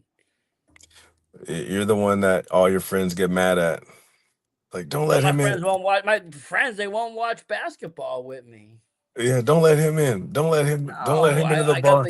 I got the yellow, I still rock the yellow jersey with the 8 and people are like, "What are you They, doing? You from they Boston?" get I'm like, so mad. they still get mad at me. I'm like, "No. At least I'm not wearing a Yankees hat." Don't worry, we got some people like that out here too. Some Celtic fans where it just doesn't make any sense. Yeah, Um, but for me, the Lakers had history. They had great players. They had people like Kareem Abdul-Jabbar. I mean, yes, Celtics had great players too, but I don't know. For me, Lakers just always was just the glitz and glass, and as they kept picking up people, I found that to be interesting too. is Taking it? people. Are we tied as far as championships right now? I think we are. I think that we are because Boston picked up one a couple years Yeah, ago. yeah. I mean, the Warriors might end up catching up at some point, huh? Well, Boston ain't gonna do anything now. They got broke and got rid of all their players. Yeah, I Uh, saw that. I uh, saw that. I was just like, why are you gonna do that? That's terrible. Yeah. At least the Uh, Patriots gave a good run. Pats gave a good run this year. I'll be happy with that. For a team that I didn't expect to even get to the playoffs, they did good. you guys got a great owner. That's what I think. That's what that is. I read his book recently, the Robert Kraft's book, and I always thought it was Belichick. I always thought it was Uh, Belichick, but it was probably Belichick and Brady. I think Belichick is he's so good. He didn't get the Hall of Fame, right? The first he didn't no. get first. What does that mean? That's crazy. Yeah, I don't get that. There's some politics behind it, something Gotta be. behind it where he didn't get in there because there's no reason with him having the record that he had that he wouldn't be in there, Yeah, yeah, you know. yeah. But You know what? I look at because I used to play football. When I look at football, I always compare football to cinema, and I look at the head coach, like the director, a lot of times. So I loved Belichick and how he ran the team and what he was able to do. And especially with the Patriots, I wasn't really much of a Patriots fan. I mean, obviously, I loved them, but I only liked them because Belichick. And then when Brady moved to Tampa Bay, then I saw the greatness. That was just literally just him. He had the ability to captain the whole team, kind of like a Tom Cruise would captain a set. You know what I yeah. mean? Like he had the ability to lift the entire organization. Well, But I speaking thought of Belichick was that football, guy. yeah, he was. I mean, I think he had an eye for it. A lot of these coaches they have an eye for it, and they can change the way the game gets played from within. And Yeah. that's what he did with the Patriots. They were on a losing streak and he changed the way that they played. Speaking of horror and football though, have you seen the movie Him? It was that like Marlon Wayne's movie. I didn't watch it yet. I gotta check it out. I heard good things about it. What did you I think? I thought it was actually really good for what it was. I mean, it got a little wonky as most movies do, but again, this is untouched territory. No one's really done a sports horror film. It's it reminds me of Tom Brady, the movie. I will be there with that. They kind of put this player on a pedestal. And it's like, oh, there's Tom. It's- Oh, the character's based off of Tom Brady? I would say somebody similar to that or somebody of that stature. Okay. Just because the character is, is the greatest of all time, the greatest football player. Just, boom, boom, boom, boom, boom. And Did is you see it looking in for a theaters? successor. Did you see it in theaters? No, I saw its home release. I missed Home theirs. I release? saw its home release. What? Me and my wife watched that. That's fun. I can't get her to watch a lot of horror, but sometimes I can if it's a certain kind, I can pitch it the right way. I pitched this one as a sports thriller, so she went with it. Um, it was a little bit more of than a sports thriller, but it was definitely worth the watch. I wouldn't say it was terrible, especially because Marlon. I think Marlon does really good in both horror and comedy, and he's good at kind of blurring those lines Yeah. because he can put on this funny face but be a cold hard killer at the same time. Peter, what you see this what makes your wife not like scary movies? I didn't realize until recently that there's a lot of people that don't like scary movies She doesn't because like the feeling of the jump scare, being scared. She doesn't like for her, I think it's more the sounds, the stabbing sounds, not the sounds of the stab itself, but like the cinematic stabs and all these mm, loud noises that take place when the scenes happen, plus the yelling, the screaming. That's why I can get away with certain horror movies that don't involve, a woman being chased and stabbed or screaming and all this. I can get away with something more atmospheric like similar to your film, she would sit and watch that because there is no real crazy commotion. There's a different sense of horror that makes you think. what did she think about mine, by the way? She has not watched yours yet. Oh, she hasn't watched it? Oh, okay, no problem. I thought you I said ha- what.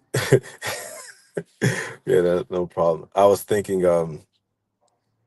one of my best friends recently. I did let my son watch it. He was scared about halfway through. How old is he? He's 7 years old. As a 7-year old, I don't think I'm pretty sure I'd be bored watching this type of movie. He wasn't bored because I told him I was interviewing the person that made it, and Oh that shoot. got him excited to want to sit and watch it. And it was Oh also heck yeah. 6:30 a.m. So when he watched it, it was dark. So he kind of got scared at some. He's like, Yeah. "This is kind of creepy, man. I'm the fuck out of here." And he kind of left. Dang. What's his name? John Luca. John Luca. Shout out to John Luca. That's a cool name too. That's Oh, a thank cool you. name. Um, Yeah, eh, I didn't understand that a lot of people don't like scary movies for the fact that they don't like the unpleasant feeling. I thought that's a feeling that you would want watching a scary movie. In fact, I wish I could have that while watching scary movies right now. See, the funny thing, I think it depends on the purpose. Like, I mean, you wouldn't know it, but I suffer from a lot of anxiety. So, like, watching things like the news in real world causes me panic, anxiety. So when I put on horror, where it's controlled terror, I don't feel scared or panicky. I feel like at ease and chill. I go to sleep watching horror movies at night because it puts me in a set mood. I know it's safe. It's safety. It's safety scare. Um, and again, a lot of it is to me is more intriguing. I want to see where the story's going. Was the sister really the killer? Was the sister just delusional? Was she, there are two of them. There's been movies, where I'll watch where it's like whole characters never even existed. It was just in somebody's mind and such like that. And I'll sit there and watch these whole films at night because they do. They calm me down. They chill me out.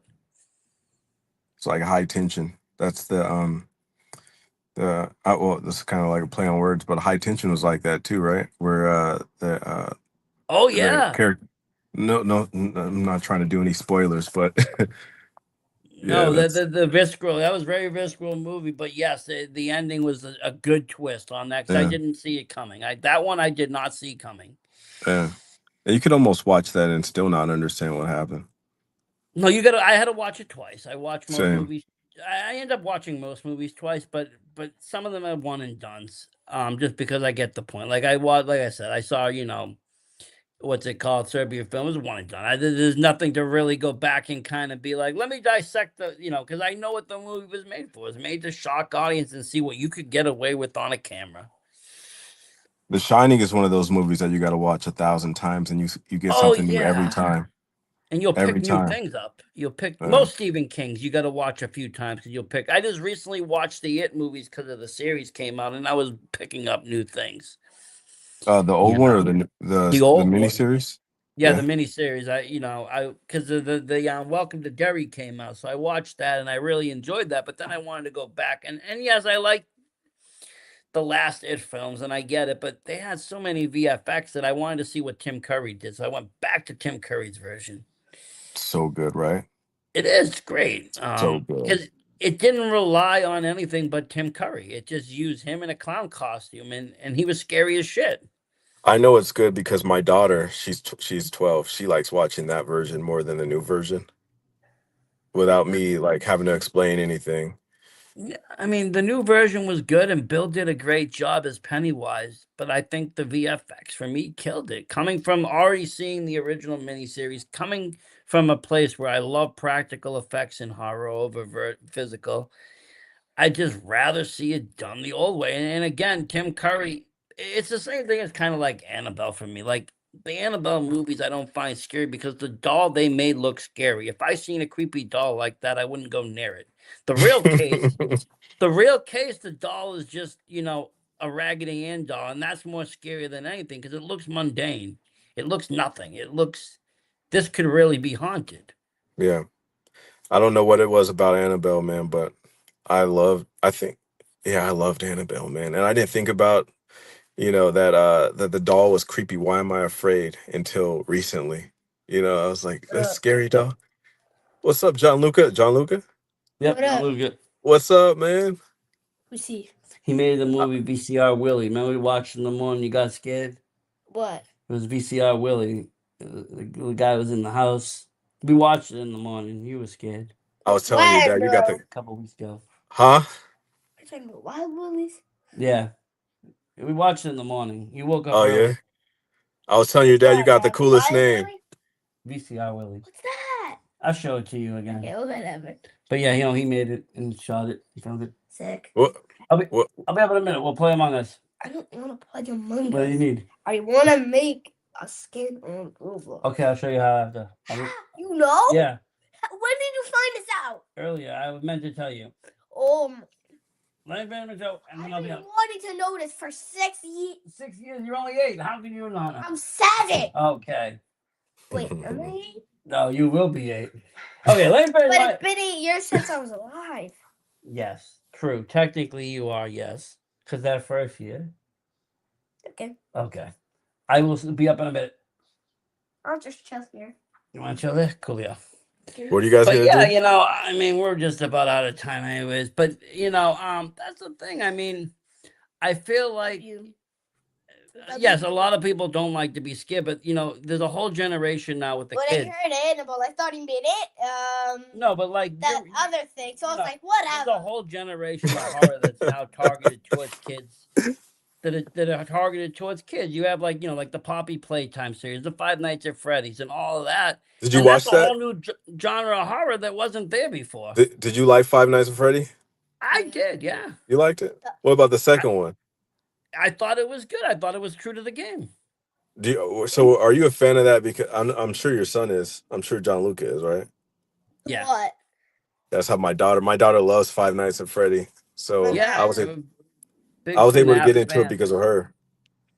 And he got me into a lot of the online horror because he was watching YouTubes and playing these games like Poppy's Playtime and I'm the goat Garden- of finding good everything, bro. yeah, I'm Garden What of is it? Ban. I find Poppy's everything, big boy. Poppy's Playtime?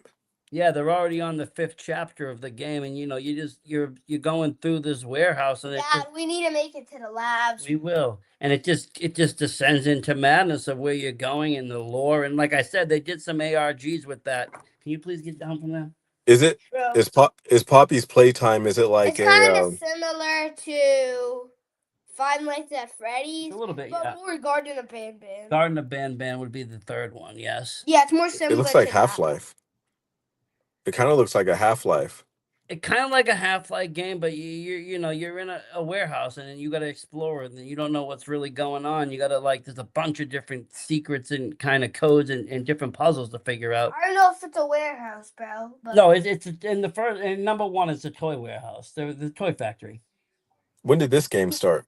The game started what, like 2019 or 20, and it's on the 5th chapter. Okay.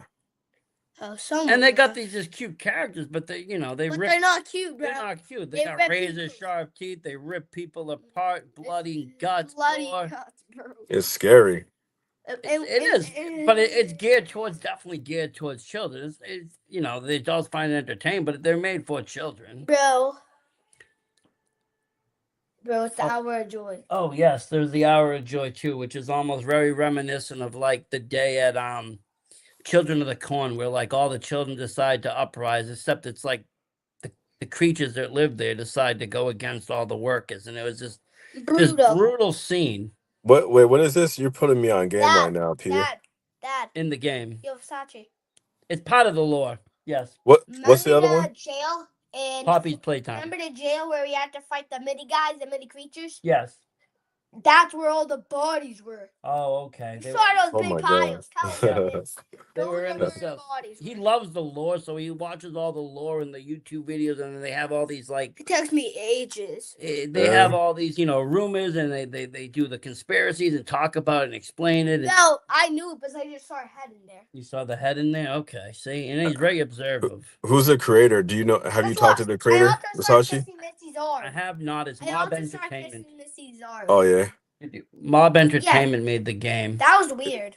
Is it like a group of people, or is it just like one person? I'm thinking it's a group. I mean, it started off as an indie film. They made it for the computer, and then a couple months later, they ported it over to the systems. Oh dang! It was a film. Yeah. Versace. What the the same heck? person that made that and made Garden? I don't think so. I think so. They might have. I don't know. I don't know. I don't know much about the owners of Garden. I know they're on game like 8 or 9, and you're basically searching for your children in an abandoned kindergarten. Did they make Huggy Wuggy? Yeah, they're the ones that made Huggy Wuggy. I think. Oh shoot! All right. Garden Batman? No, Mob Entertainment. Yeah. Yeah. Dang, Aw, okay. bro. That's awesome.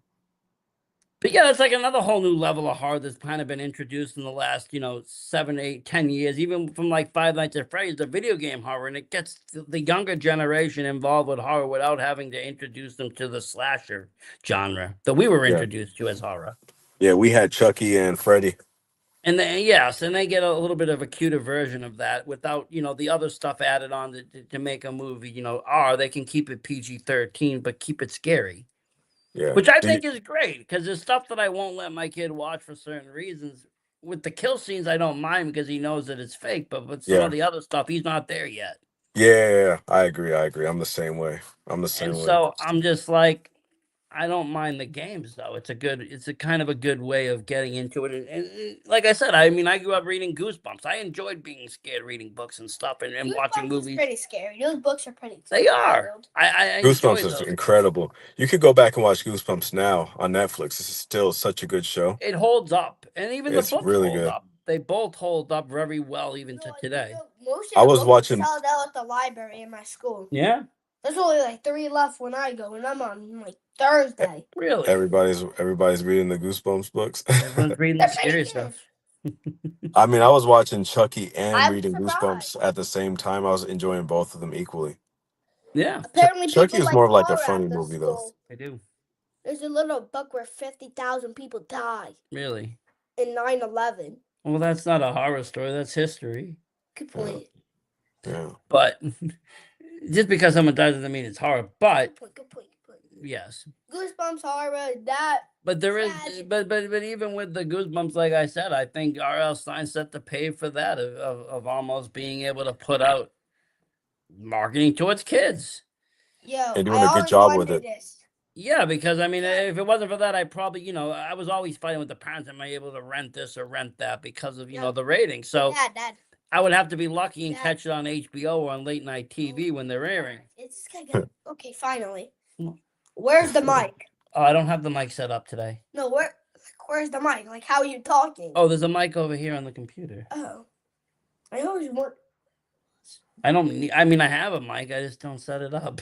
It's a waste. if Please you don't already climb got in the it. chair. Yes. No, bro. I need to put my leg upstairs so I can scratch it. Okay. Why is the My foot daughter in called me it bro so- the other day too. That's all they call me, bro. That's all bro they this, bro say. that. Yeah, bro. That's I would never insane. back on that. We weren't even I- allowed to say anything but yeah. mom and dad. Never mind. Exactly. Exactly. It's a whole new world, but I gotta love it, and I love that you're putting stuff out there that's different. Like I said, to kind of wrap it up here. I love seeing where this is going. I'm gonna definitely be following the project, checking the YouTube, seeing where 2 is going and 3. It's definitely a project I could stand behind as far as a fan and just enjoy seeing it because, like I said, it's something that nobody else is doing right now. Whether it's Hollywood, independent, Bro, how many there's logos do you have? there's no other films right now that's similar to VCR Willie that I can really say, hey, This is the watch old this one. for context. This is the original. Thank you, man. Yeah, I'm really using the series as kind of like a platform to discover new things in the horror genre and trying to push the horror genre and push art really and renew kind of like our valuing of art. That I think that some of the blockbuster experience had a lot to do with like narratives, and I need to see this we've been movie, bro. detached from Yeah. that. Now I'm excited. We will. We'll watch it tonight if you want. I'll make mom What- make popcorn. Wait, you got the DVD? Yeah, I got the DVD. All right, I'm gonna send you. You know what? I'm gonna send you the second one early. Oh, I'll send you tape 2 screener. early. I'll send you tape 2 early, like in the old days, like in Blockbuster. You get a little screener taste. Get a little screener. I'll keep the secrets, but I'll hold the review until it drops. But I'm more than happy for that. Like I said, I thought you were getting the movie early. I was excited. he just said he's gonna send me the movie early, part 2. Oh, I thought That's that a new was the movie. trailer. No, thought that he's was- gonna send me I thought this that was the trailer. not trailer screener. That means early film. I- But it- yeah, no, I mean, like I said, I'm really interested. I've been trying to show as many people as possible. I got a few friends that are coming down in a couple of weeks. We're going to a horror con, so I'm gonna show them that movie too before we go off for the day. Are you going to Um, any cons out here in LA? I think I asked you this already, huh? I haven't booked it yet, but I do want to do. I think it's the monster or the mini monster, son of one of those monsters. Monster Palooza? Yeah, Oh, we're gonna have to link up. I think I'm gonna want to try to hit that this year, even if it's general, just to go, because I'm a con person. I love these cons. I love to just walk around and talk and meet and be with like-minded folks that love horror. Let's link when you come out here. Let's link up. Yeah, definitely. That'd be Definitely awesome. love to do that. Yeah, and that'll give me a reason to actually go. I think at some point I'm gonna get a table and try to start working that a little bit more.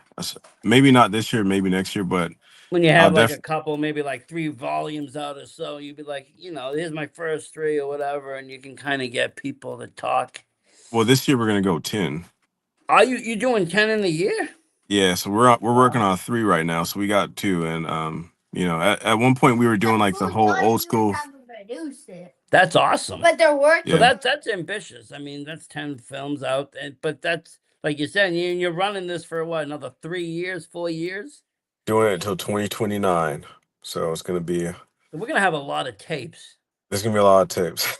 I like that though. There's gonna be a lot of tapes, and Wait, Dad, are the tapes like the ones with the 4-in-1? No, this is like tape. Like a tape? Yeah. Like the VHS tape? Well, he has a VHS for sale, but we got the DVD. He knows what Like John Luke. He knows what VHS is. Yes. How does he know what VHS is? He knows because in the game Poppy's Playtime, you find VHS tapes and you put them in and it plays a little movie. What? You put them in a VCR, so he knows about a VHS and a VCR. We just don't got one. Dang, that's crazy. I have to keep them knowing things, though. I mean, they're a couple hundred. I let him listen to old music. I try to educate him in as much of the old world as possible, so he realizes and can understand the new world. Yeah. I swear to God, he knows how to put in a DVD.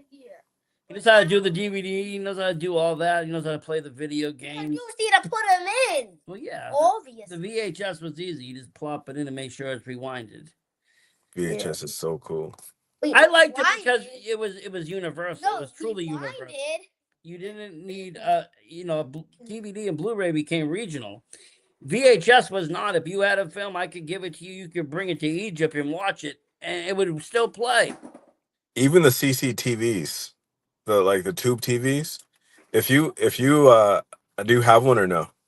I don't. I wish. If you go back and get one, it's like such a weird nostalgic feeling, like the glow, the sound of the hum of whatever's going on inside the TV.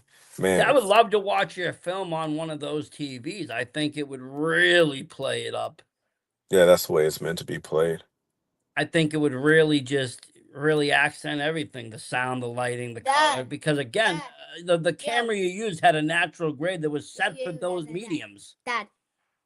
Oh my God, bro. How come when we were using those cameras back in the day, they didn't seem scary? Well, no, people were doing it for skateboard videos. Dad, what is it? I know. Yeah, what is it? When you make the thing on Roblox, do you get to keep it for free? I think so. Or yeah. do you have to buy it? No, I believe you get to keep it. There's a skin nigger. Yeah. Poppy Playtime, is that on Roblox? He plays a lot of Roblox, yeah. Is Poppy Playtime on there? No, it's its own entity. Entity game, but he plays a lot of the Roblox games. There's a few scary games on there. Yeah, guess what? Yeah. The back room was a real place. The back rooms are real? But it ain't. Because it was just a picture of a random place. You're right. They showed the picture of the place that they filmed, or they got the idea from the back rooms. You're right. I saw that recently, a post about it. I saw that. These kids in the social media, they learn everything today. They learn it quick, and then we learn from them. Quick. We'd have to go to the library and do a Dewey Decimal System, find a book, and hope they had the info. Yeah, good luck, bro. Dewey Decimal. Dewey Decimal. That's with the little cards. Yeah. Oh my gosh, I forgot all about that. I'm old. I'm in my 40s. I've seen a lot of different technologies. I forgot all about the Dewey Decimal System. But this guy's seen everything. I've seen it all, haven't I? But no, thank you very much for coming on. It's been a pleasure. And I, like I said, let's talk. Let's keep in touch. We'll link up. Let's talk more horror. Let's talk, see where this is all going. If you need me to share, promote, put anywhere, tell anybody, let me know. I love to do it. I love to help you on this and just get that word out there, because I really do believe in VCR Willie. I think it's great. Thank you, man. I thank so much for the support. Thank you for, being one of the earliest buyers. Actually, that means like the world. I don't think people understand. The people who have bought it first, that's what gave me and the people that I'm working with the belief to keep working on it and to make it better. In a way, it must feel like we've invested in you and we believe in you. And in a lot of ways, we do. I saw just the trailer and I said, I believe in whatever this product is because it looks good. Thank you, man. Thank you. That's so awesome. So kudos to that. And again, thank you for coming on. Thank you everybody for watching. I really appreciate it. Wait, As wait, always, wait, stay spooky. What are you gonna say? Keep it for 10 more minutes so we can be two hours on the spot. Can't do 2 hours on the spot. Wait, what? Against the law. Is it? Yep. Only can do 1 hour and 50-minute streams now. Wait, it's only against the law. We're about to break the law, man. Can't do that. Can't do that. But no, I do thank everybody, and like I said, we will keep in touch. And me and you will watch that movie tonight, and then I'll let them know what you think of it too, fully. I think it's good, but I'm not sure. And I want to see what Mommy thinks of it too. We're gonna get, bad, we're gonna get, bad. we're gonna get Sorry. Mom. We're gonna get. Well, at least he's honest. If it's bad, it's bad. He's gonna tell you sorry. But I'm an honest critic though too. If I thought it was no good, I wouldn't have invited you on. Oh, so it is good. I would have just been like, "Hey, nice film, thank you. I'm really busy though." Hey, I might try that with tape number 4 then, just to make sure that that's the truth. If you don't see a return visit, you know that it's not good. I only let the winners on this show. That's how I've survived. I'm like, I actually That's think I'm how gonna make you it start fucking very, very millions of bad. Tape viewers. number 4, very bad, just to see your reaction. And we gotta. You can watch me watch it live. I'll do a live watching. Tape Have it. you ever watched the movie? Did a live reaction? It was bad. Yeah, actually, not too long ago, I What? actually had to watch one, and my friend was like, "We can't air this episode because Dad, you look like you're gonna throw up." Dad, Dang, you Yeah. got to do it I live. have a question. What? Listen to this. Get the people from Cannibal. I can't get the people from Cannibal Holocaust. They're dead. A They're lot of them old. are old. What about Faces of Death? Well, that would be nice. That was an interesting film. And was that the one that was pseudo? It wasn't real, right? Because it was Faces, and then I heard there was Traces, and Traces had like real snuff in it. Faces was just mock. It's mock, yeah. But I heard that they're doing a new one now. I heard about that A new too. Cannibal? No, a new Faces of Death, and I think it's intriguing for the people that want to see Dad, that. you're But gonna get arrested. maybe I thought it maybe was we real do when I go to first the saw it. arresting point. But at some point, I mean, when does something That's become you, so? not me. When something becomes so scary that it How turns did over you from do- horror to Exactly. documentary. How does Exactly. go to 3 Exactly. people? How That's a line that we gotta be careful with. Because we don't want it to be a documentary. We don't want to show real. Nobody wants to watch news. We want to watch No. something cinematically Yeah. pleasing that's entertaining. It can be Let's- bleak. let's- Don't get me wrong. I don't mind I don't need a happy ending. I can take an ending like the original, like Why is it don't all say that? don't speak no evil, or something like Eden Lake. Even I can handle that, but we don't need always a blockbuster. But neither do we need it to be so real that it's like the news. Yeah. Speaking of bad endings like that, have you did one of these with Rob Zombie? His movies. Yeah. No, have you did an interview with Rob Zombie? No, he hasn't reached back to me. I did ask him to come on, but he did not actually reach. Oh. Do you like his movies? I only liked his House of a Thousand Corpses stuff. I thought it was original enough and it worked. I really didn't like his remakes. I Did you see appreciate Lords of what he Salem? tried. I made Terrifier. No, that's Damon. I appreciate what he did, but I thought it just made too much. Wait, didn't Damon come on? No. What about Lords of That- Salem? I don't know. I think you would like that. Lords of Salem was okay. Anything but the Halloween franchise, because it made me feel bad for Michael and it changed the whole character dynamic and family. And it honestly, for me, it turned it almost into like a white trash story. Dang. Bro. You see, I like that first Halloween, but The first one, I like I said, I appreciate what he did because it was different.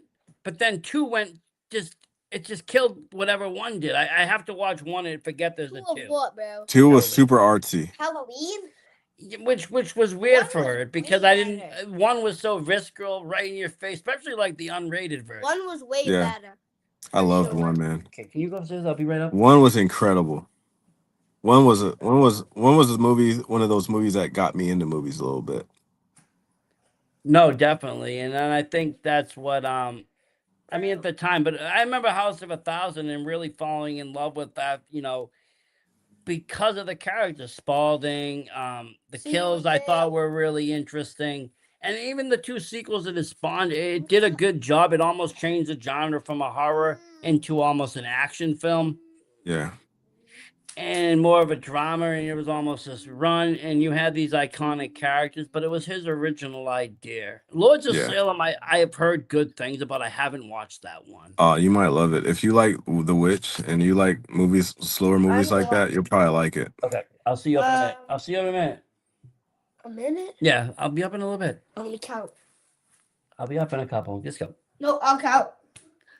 But Couple, you'll be arrested, Jimbo. maybe I might run the 2 hours and get arrested. See what happens. But no, I something that's on my list. I saw the one. What was it? The one with the carnival, and I just only got through half of it. I didn't finish watching it. Wait, The Carnival. Yeah, Oh, it was like a 31? 31. Yeah, Oh yeah, 31, 31. I remember that Just- monologue at the beginning. but the one of the, Lords of Salem interests me just because Salem, and I do go to Salem Mass all the time. You might really like it. I You might might like really it like just it. for that fact. I like him as a musician, and I like I said, I just think that second Halloween it kind of tainted everything that he's done. What do you think about The Black Coat's Daughter? What is it? The Black Coat's Daughter? I haven't seen that one either. It's by the same guy that did Long Legs. Okay, I haven't. I've seen the one after Long Legs. Oh, I didn't see that one yet.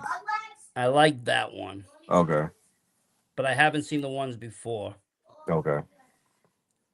I liked Long Legs too. I thought it was unique enough that it was like this is really nice. I mean, I like movies like Black Phone. I liked the first one. I didn't care too much for the second, but reading the short story and seeing the first movie, I thought was really nicely adapted.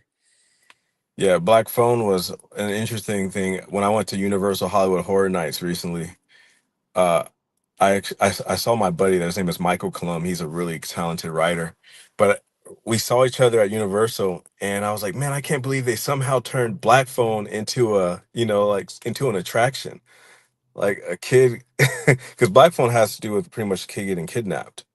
Yeah, and a bunch of kids is getting killed and kidnapped, and then one of them is just kind of there, and he's the Yeah. main star. So I can't believe they were able to flip that into like a fun attraction at Universal. And I think but I like that movie because it also has Ethan Hawke, and he doesn't do a lot of horror, but he plays a really good character in that. He's so good. He's so good. I mean, thought I it- was a fan of him ever since Training. That's probably one of my other favorite movies. If we're not talking horror, I love the way that movie played out. I think Denzel was perfect in that. He was perfect in that. All the sequences I thought was just a fun movie. Yeah, I love Training Day. That was one of my first favorite movies. Probably after The Fellowship of the Rings. But have you seen Before Sunrise and like that whole trilogy of romances? No, I don't really watch a lot of romance. Me either. But I can't do it. I've tried. I have tried. I've watched things like The Notebook and stuff. I'm like, okay, I get it, but I can't do it again. hey, same here, man. Same here. You know, it's if you put it on and like if it's put on in front of me, then I could watch it. But there's no way that I'm gonna go out and actively seek that and then watch it. Yeah, like my And wife would have to beg for me to watch her movie, but like luckily she just likes like comedies, or she'll want me to watch some reality show, and it's not so much of romance. I got a little lucky with that because it's not for me. I don't like the plot. It's not enough to keep me engaged. That's how comedy is with me. I have the same issue with comedy. As a kid, I loved comedy. I could watch Jim Carrey and all these people for days, but as an adult, it has to be something suspenseful, drama, or horror, or action, some action. If it's over the top action, I'm like, I still need a good plot now. I'm stuck on plot. It's got to be entertaining plot wise. It's got to keep me entertained. Yeah. Or keep me intrigued. I want to know what happens next. Like your movie, I never knew what was going to happen next. So I have to finish watching it because anything could happen. We didn't know what was going to happen watching it. Yeah. I almost imagine it as like if this was early 2000 and you were able to do it, if you just made this and mass marketed the VHSs and just left these on park benches or somewhere and people picked them up and just randomly put it in and was like, what the fuck am I watching? It would have been amazing marketing. Yeah, we thought about doing that too. About doing the in fact, within the series there are a bunch of different other series, and one of the series, I'm just gonna call them layers. One of the layers is going to be like that, where it's the artwork and stuff is traditional, like you wrote on it, like the home video that you wrote on. You take the tape out, you put it on top of the VHS. Like Oh that's the yeah, I vibe. mean, working at Blockbuster, how many times I got a return because somebody said somebody taped this on this, or this wasn't the right tape, and this and that. It's like, It's Yeah. been a minute. yeah, I understand. Oh, it's been way over. Oh, you better run then. Why? It's They're coming for us. Uh, But no, I, mean, I honestly could talk movies, cinema, all that for wait, days and but days. he's also gonna get arrested. No, he won't. He's in California. It's still early out there. I'm gonna do the race. Well, thank you again very much for coming on. We will stay in touch. Thank you, everybody, for at home for Hope watching. your movie's good. It will be. You're going to love it. And as always, stay spooky, everyone. We're out of here.